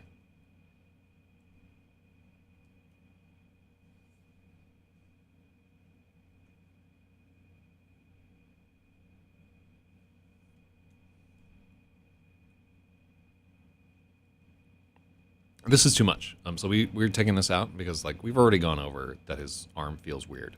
We don't need to keep hammering the point home, and that's a big part of editing. Is just finding the spots where the reader already knows some shit. You never want to tell somebody twice.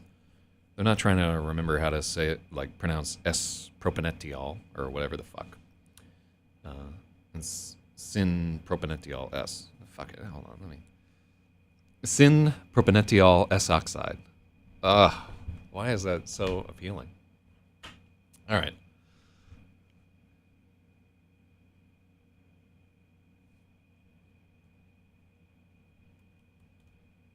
You should have yanked it out and gutted him with it. Would have served him right.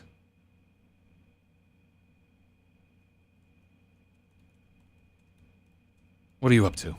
Just taking your dagger for a stroll?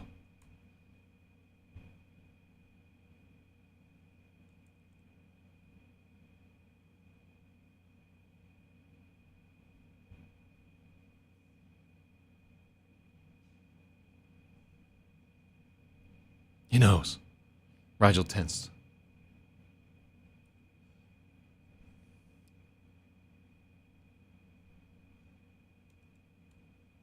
Rigel tensed, afraid he was about to get hit.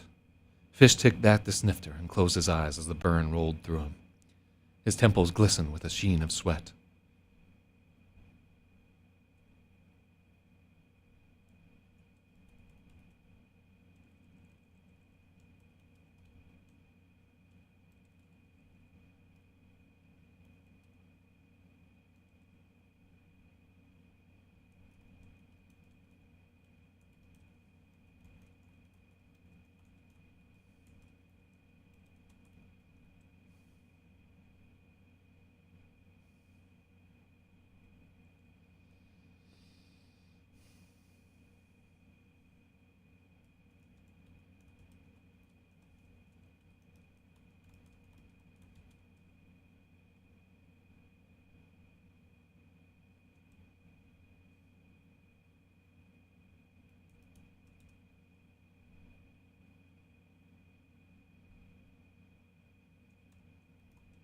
His temples beaded with sweat.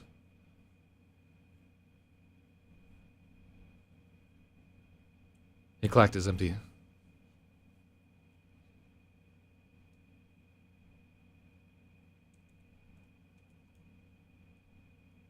Mm-hmm.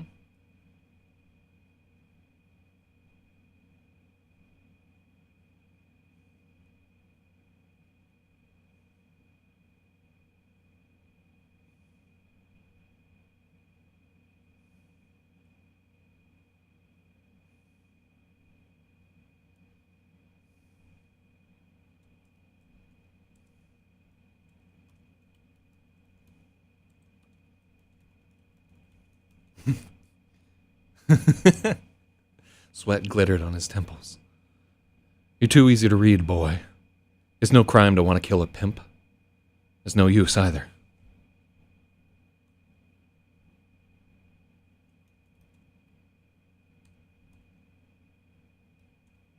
It's no use either. There are always more. You'd have to stab half the world to weed them out.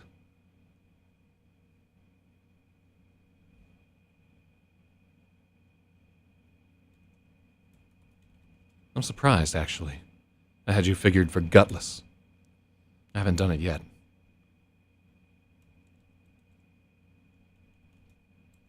Rigel replied.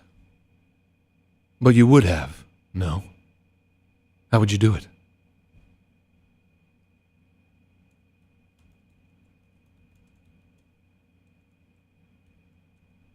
But you were about to.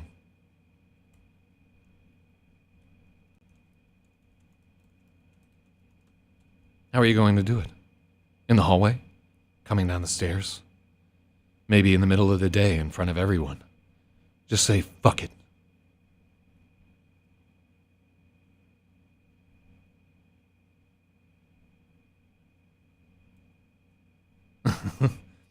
Fuck it, I'm a dead man anyway. There was a sudden unnerving...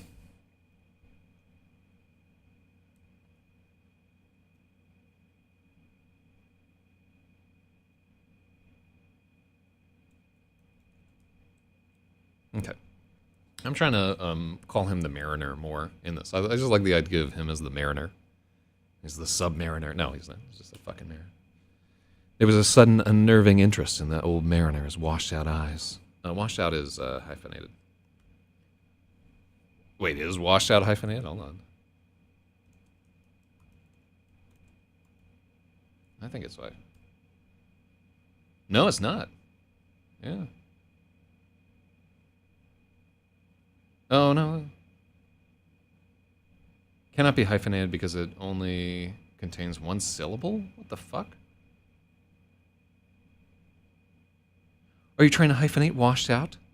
Unfortunately, it cannot be done because it doesn't contain only one syllable. These fucking idiots. I feel like it's...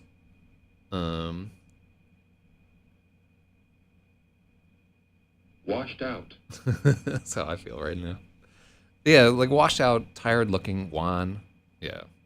Now, I'm sticking with the hyphen. I feel it's right. It's a washed out life. Oh, it's 9 o'clock. I should be carefully. All right, hold on. Let's see.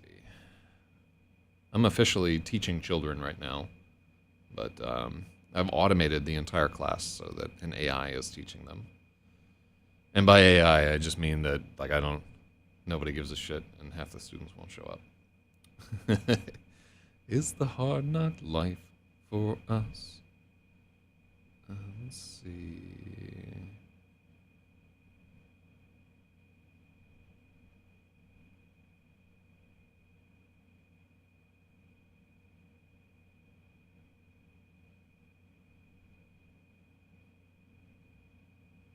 Okay, this. All right, so somebody miscommunicated something, which is not so bueno. And then I never heard back from.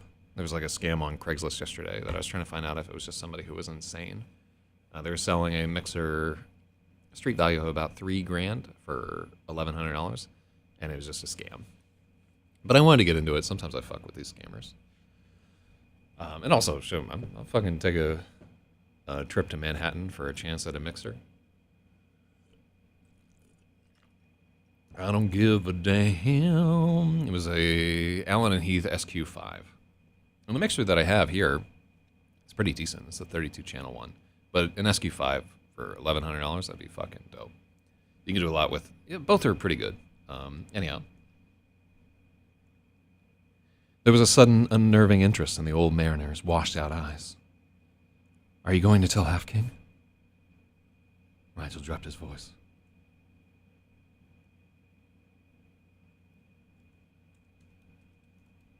Rigel dropped his voice to a whisper. So let's look at two ways that this could be. Are you going to tell Half King? If Herf had... No. Rigel dropped his voice to a whisper. Rigel whispered. Are you going to tell Half King? Rigel whispered. Oh, no, use a hyphen when you combine two words into a single combined adjectives, like butt fucker. No, that's the single word. Anyhow. Are you going to tell Half King? Rigel dropped his voice to a whisper. If Herc had any sense, he'd have known already.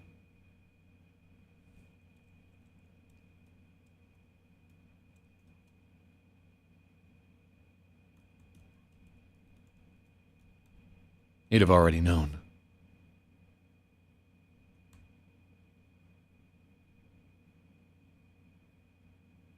If Herc had any sense, he'd have already known. It was stupid to keep you around. Young pups always come after old dogs.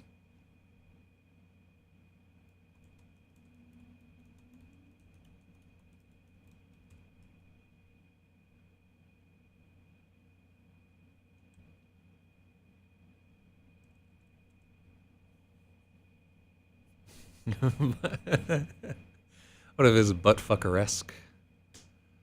That's an adjective. I've used that word on more than one occasion. Sounds like a candy bar. You have it in the same shelf with Butterfingers.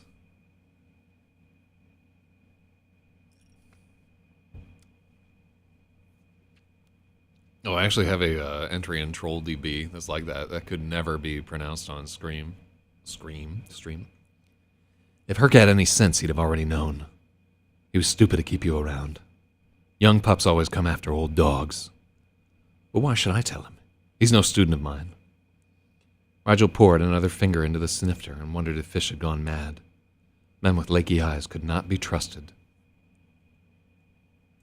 I want this to harken back to there's a line in The Princess Bride where such and such cannot be trusted. What's the exact line? Men who wear masks cannot be trusted. All right, yeah. So that's what is bringing up in my mind. Men with laky eyes could not be trusted. So what's next for our young hero? More stealing? More getting stabbed? Perhaps you could follow your mother and sister into the trade. Probably earn more that way. Rigel picked up the dagger. Oh? No, I don't think so, Fish said.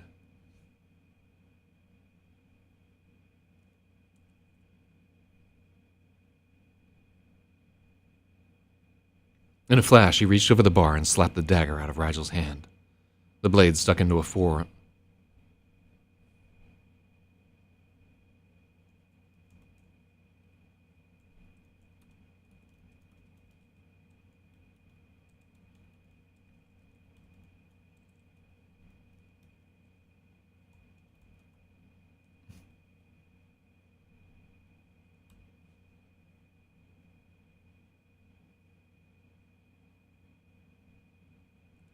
I don't think so, Fish said. In a flash, he reached... Yeah.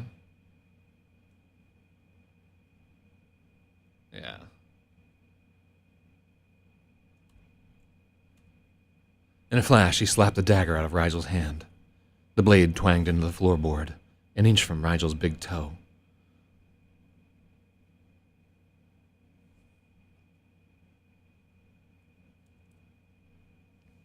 Okay, cool. Oh, what the fuck poked me? Oh. What was this doing on the floor? Right. It's like the corner of it poked my big toe. Just as I was like, nah. And then it poked me in the big toe. Christ. Writing is like enacting magic. It's happening. Is today Wednesday? I think I'm supposed to work today. All right. I'll do it later. I told you not to hold it like that. You didn't listen. Nobody listens. Leave it. The old voice.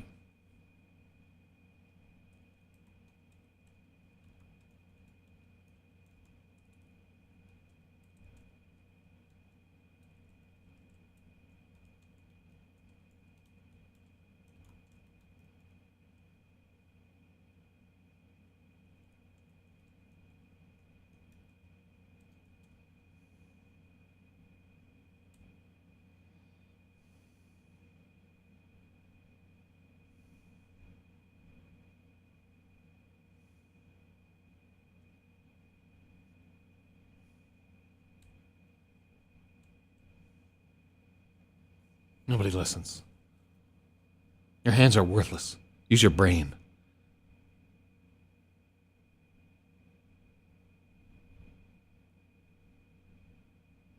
Who do you think told her?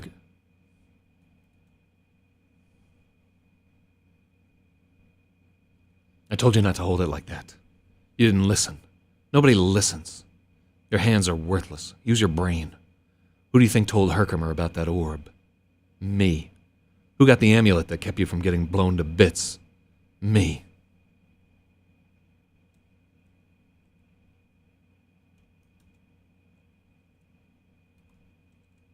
Yeah, we'll make it an amulet.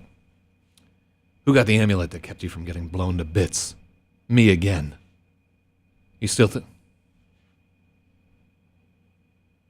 You think I'm some lake-oiled old drunk, don't you? Rigel was silent. The fact is, what you were dreaming of with that little pig sticker you don't know how to hold, I've already done.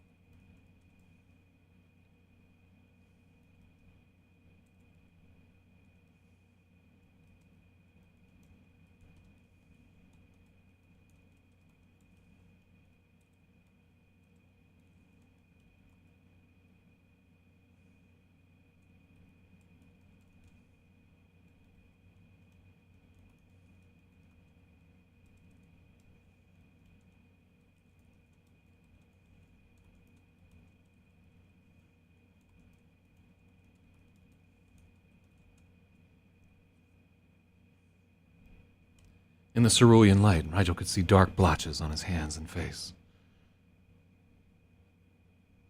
You risked your life for this. You faced down steel and sorcery, and you don't even know what it is. Well, neither did the Well, neither did the... yeah, there's no well. Neither did... That's hard to say. Who got you the amulet? Something's missing otherwise? Okay, let's take a look.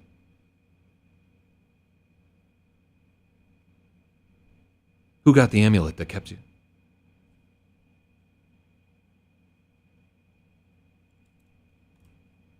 Who found the amulet that kept you from getting blown to bits?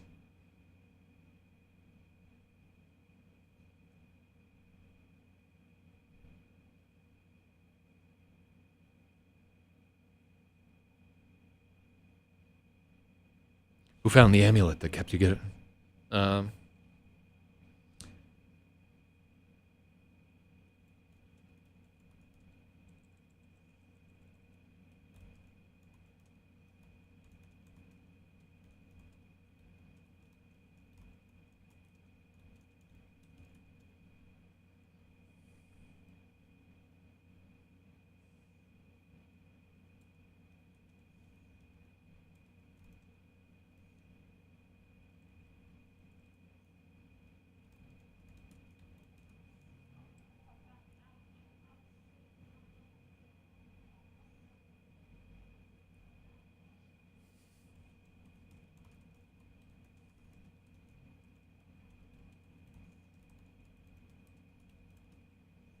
Who supplied the amulet that kept you from being burned alive? Oh, it's clunky.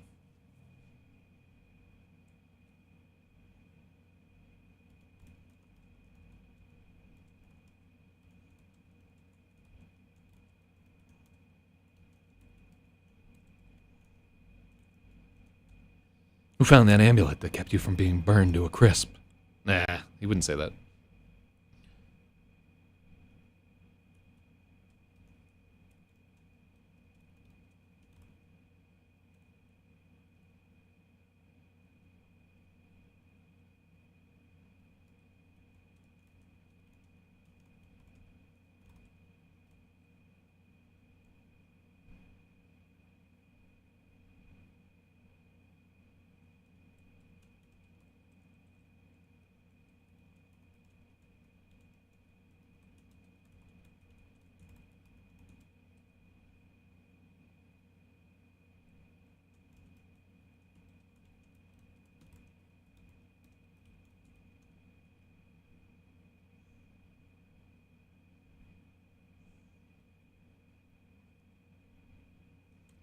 Who got you that amulet that saved you from being burned alive? I wonder if they... You could almost say, like, incinerated. I mean, how did he get it from him to Rigel? No, the... We don't go into it there, but, like, it's not like Fish gave him the amulet. It would have been... Like, they had a prior relation... Like, okay, so here... In terms of their relationship, like, they know each other. Like, Fish is at the bar every day. Rigel encounters them the whole time. Fish's revelation is that he was the mastermind behind the plot.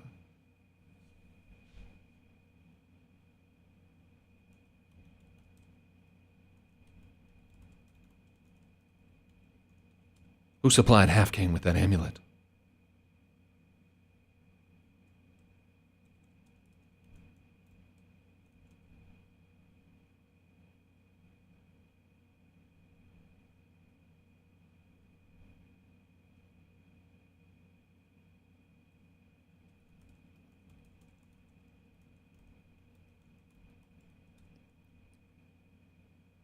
Okay, cool. This works too. Yeah.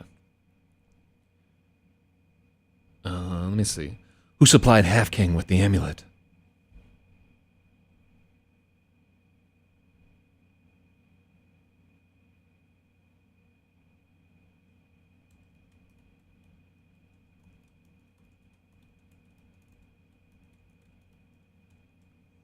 Me again.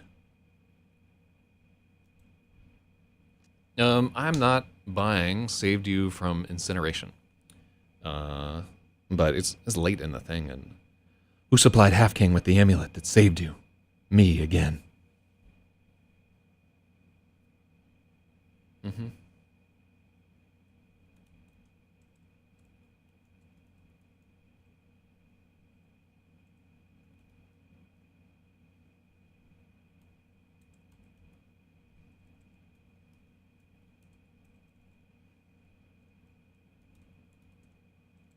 Mm-hmm. Time delay. All right.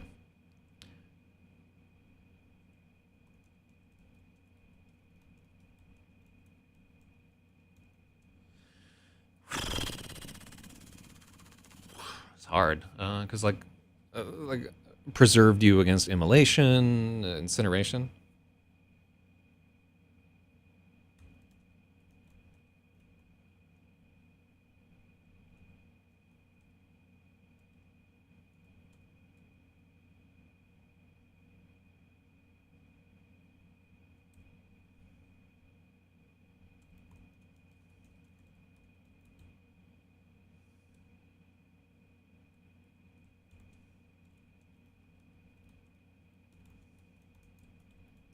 Who supplied Half King with the amulet that kept you from being burned alive?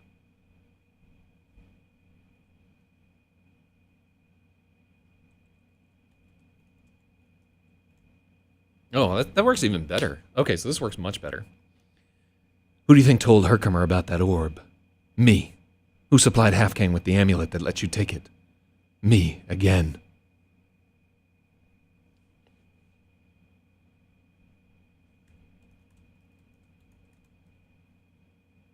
I let you lay hands on it. Me, again. You think I'm just some lake-eyed old drunk, don't you? Rigel was silent. The fact is, what you were dreaming of with that little pick sticker you don't know how to hold, I've already done. Fish drew the magic orb from his pocket. Fish drew the orb from his pocket. In the cerulean light. Do we want to call it like the magic orb? Fish drew the orb from his pocket. Fish drew the glowing orb from his pocket.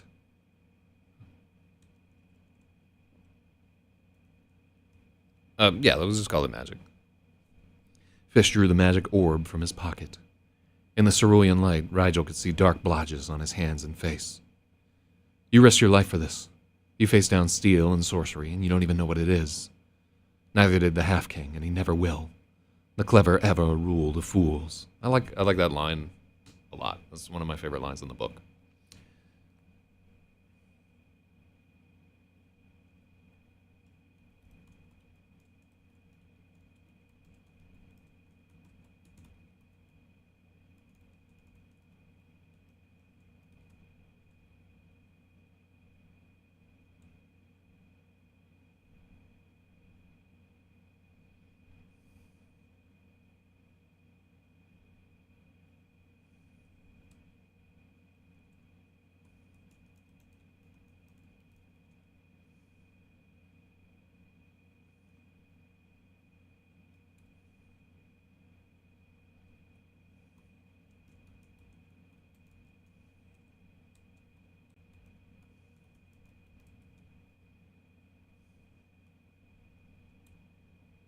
Most boys Rigel's age would have been bursting with questions. All the impulsiveness had been whipped out of.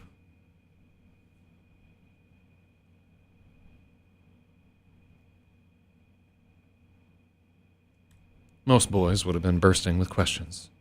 All the impulsiveness had been whipped out of Rigel. He looked from orb to man, wondering which could hurt him worse. Fish nodded in approval. Ah.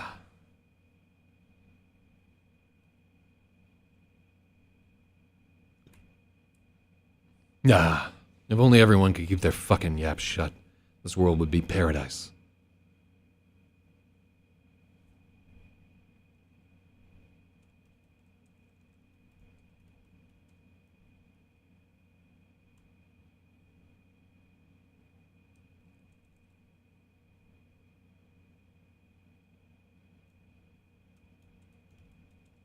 No, that doesn't look right.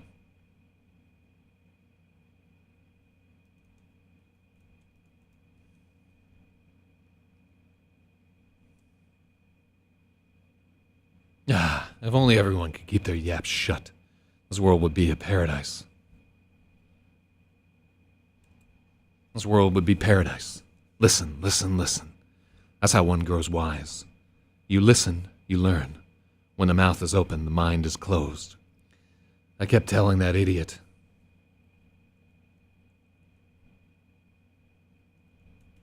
Revel.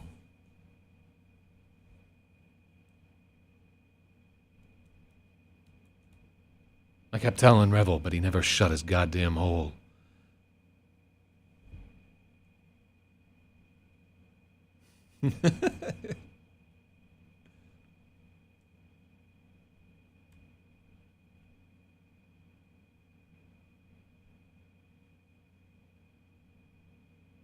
None of this had to happen. But listen to me, blathering all hypocritical. You want to know what this is?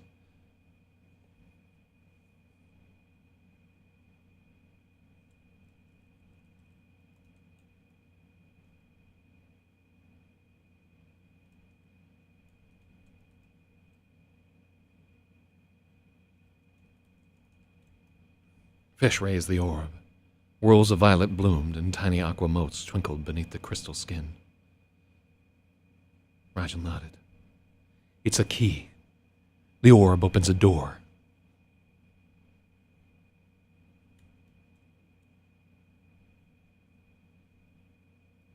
Behind that door, there's a mountain full of traps and treasure. A hoard of gold and jewels, riches enough.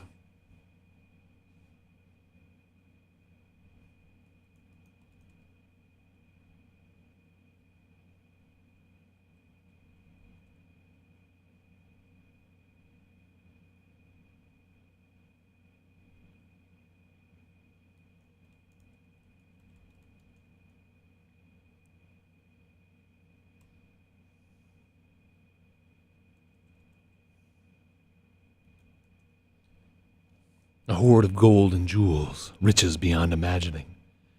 This orb is the key to the greatest fortune upon the Ark. You traded it to a half-pint pimp for next to nothing. Know the value of what you hold, boy.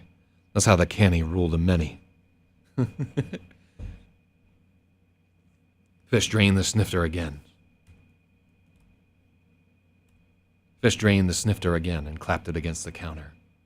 Rigel moved to refill, but Fish shook his head. I need to keep a clear head. I'm setting off at once for the treasure.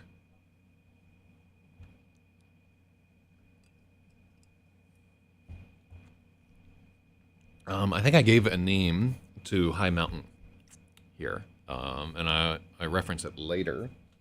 What did I call it? I forget.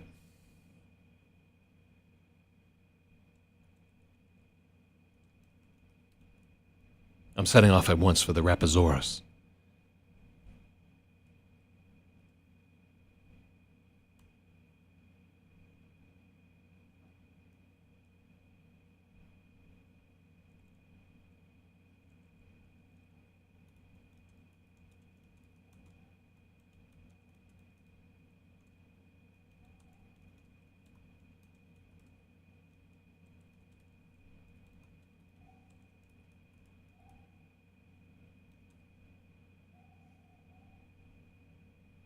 It's an Altazai, is what I named it.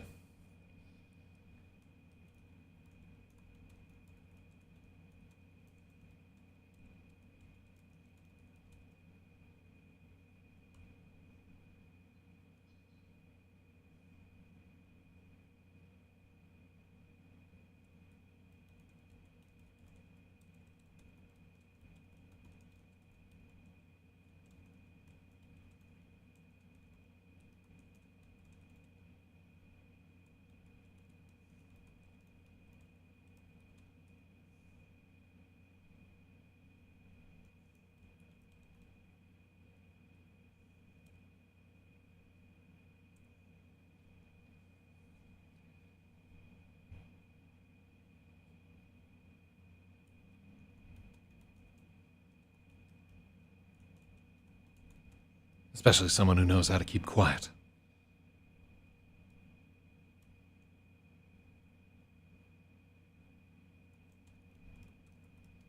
Okay. This is stronger than flap his gob all the time, because the reader has to, like, what's he actually fucking saying there?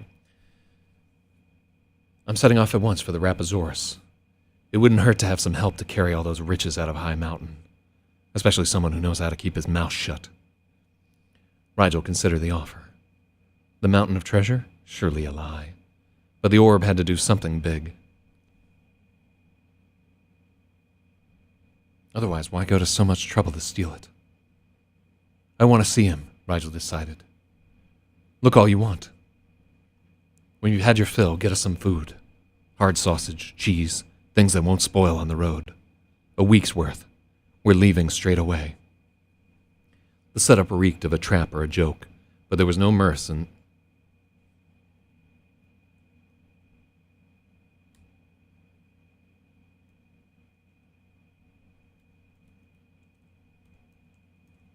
there was no mirth in Fish's spattered face. Rigel pried the dagger free and ascended the stairs. He knew how to plant his feet so they barely made a sound. Half King's door hung open. Half King's door hung open and candlelight spilled into the hall. The smell of death hung in the hallway. Herkimer Half King was half headless, still lying in his bed. A dark stain stoked the...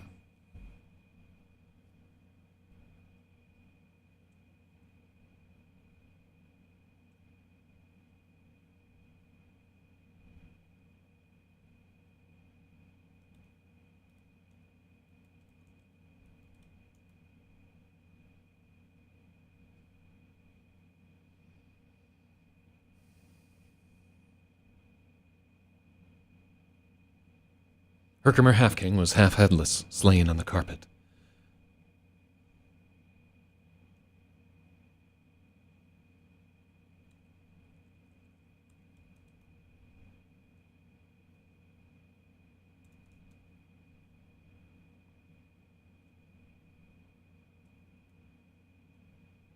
A dark stain stoked the rug, and an arc of blood spattered the tawdry wallpaper.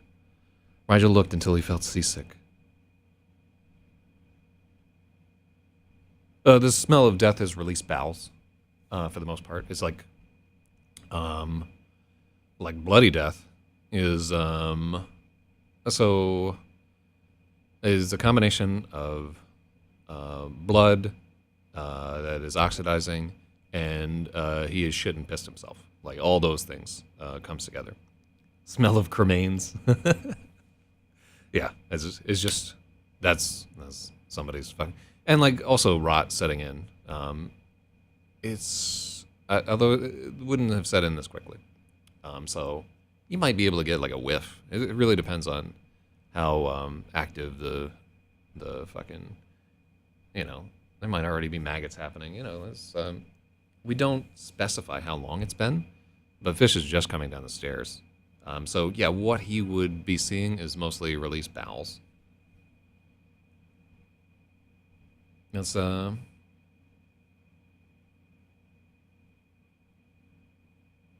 I'm fine with the smell of death just there. Like we don't need to get into the smell of voided bowels because I think we use that later.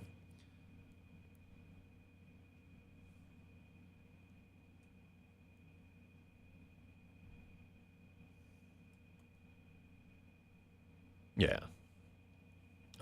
Well, I mean, it's not in there. It's just no, I don't think we've used voided bowels elsewhere yet, but I think it might be later in the story.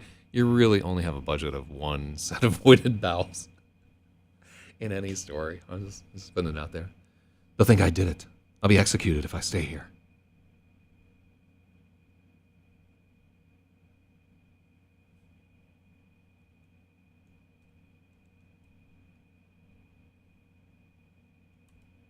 They'll think I did it.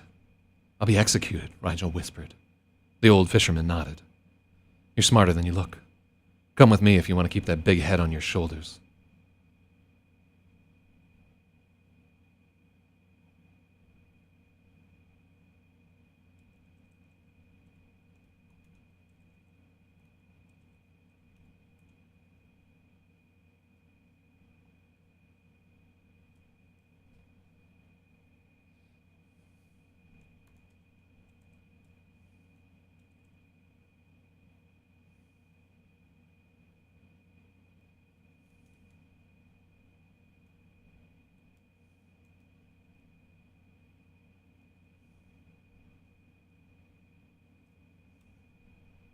All right, Rigel agreed.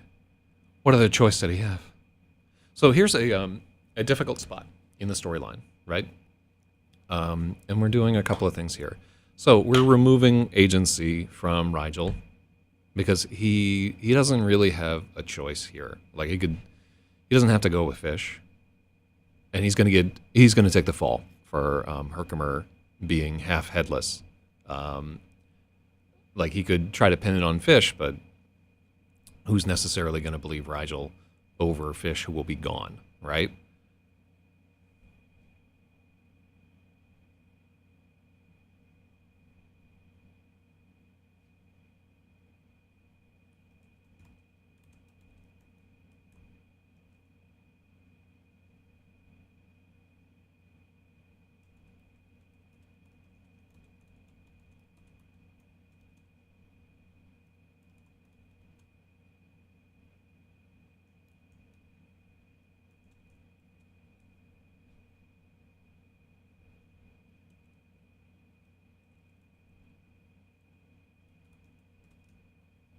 I think I did it.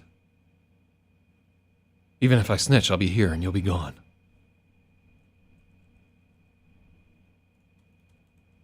Now put it on me, Rigel whispered. The old fisherman nodded.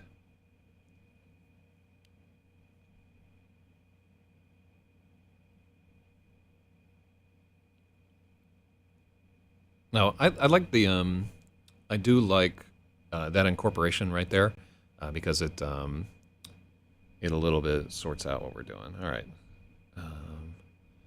Fuck, I'm late in this one. Okay. The old fisherman nodded. You're smarter than you look. Come with me if you want to keep that head on your shoulder. Your head on your shoulders.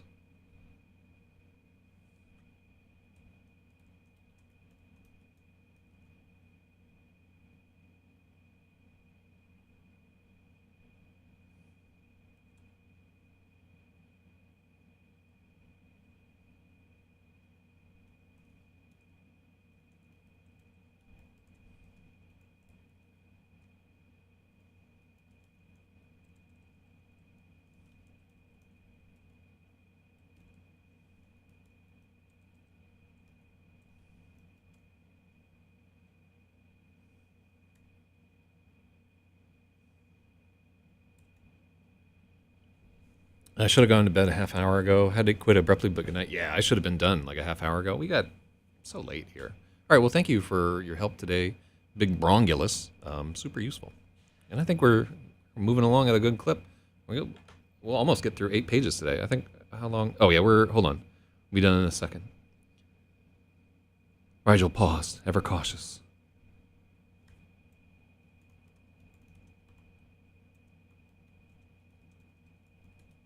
What other choice did he have? All right, Rigel agreed.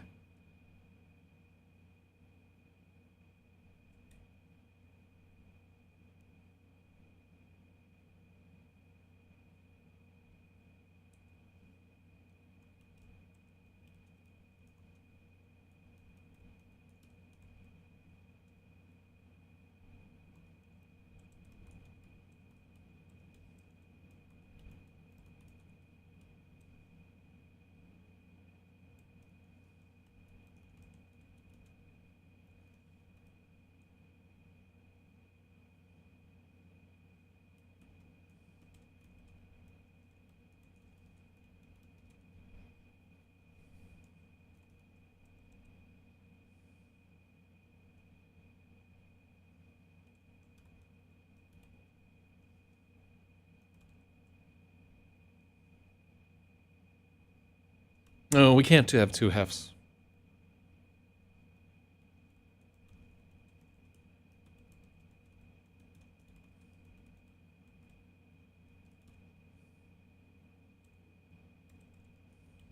Let's do burlap.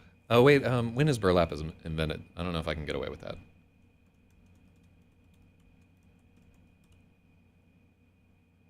17th century? I can do it.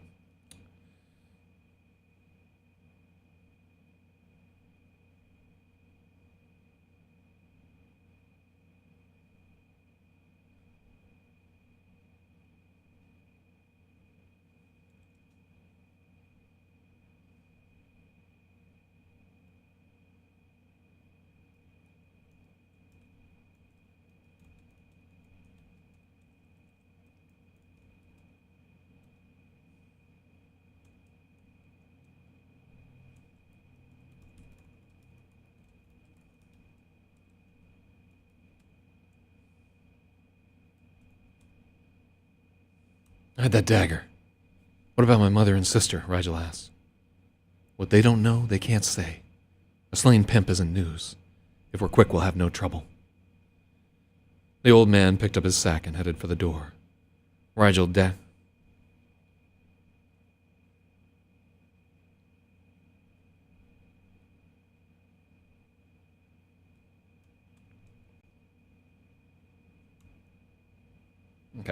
jabbed the dagger into a loaf of bread, hid it, and hurried after. Okay, cool. Boom.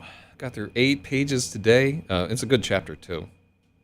But the next one is another L chapter that might be brutal. All right, so we must give points to...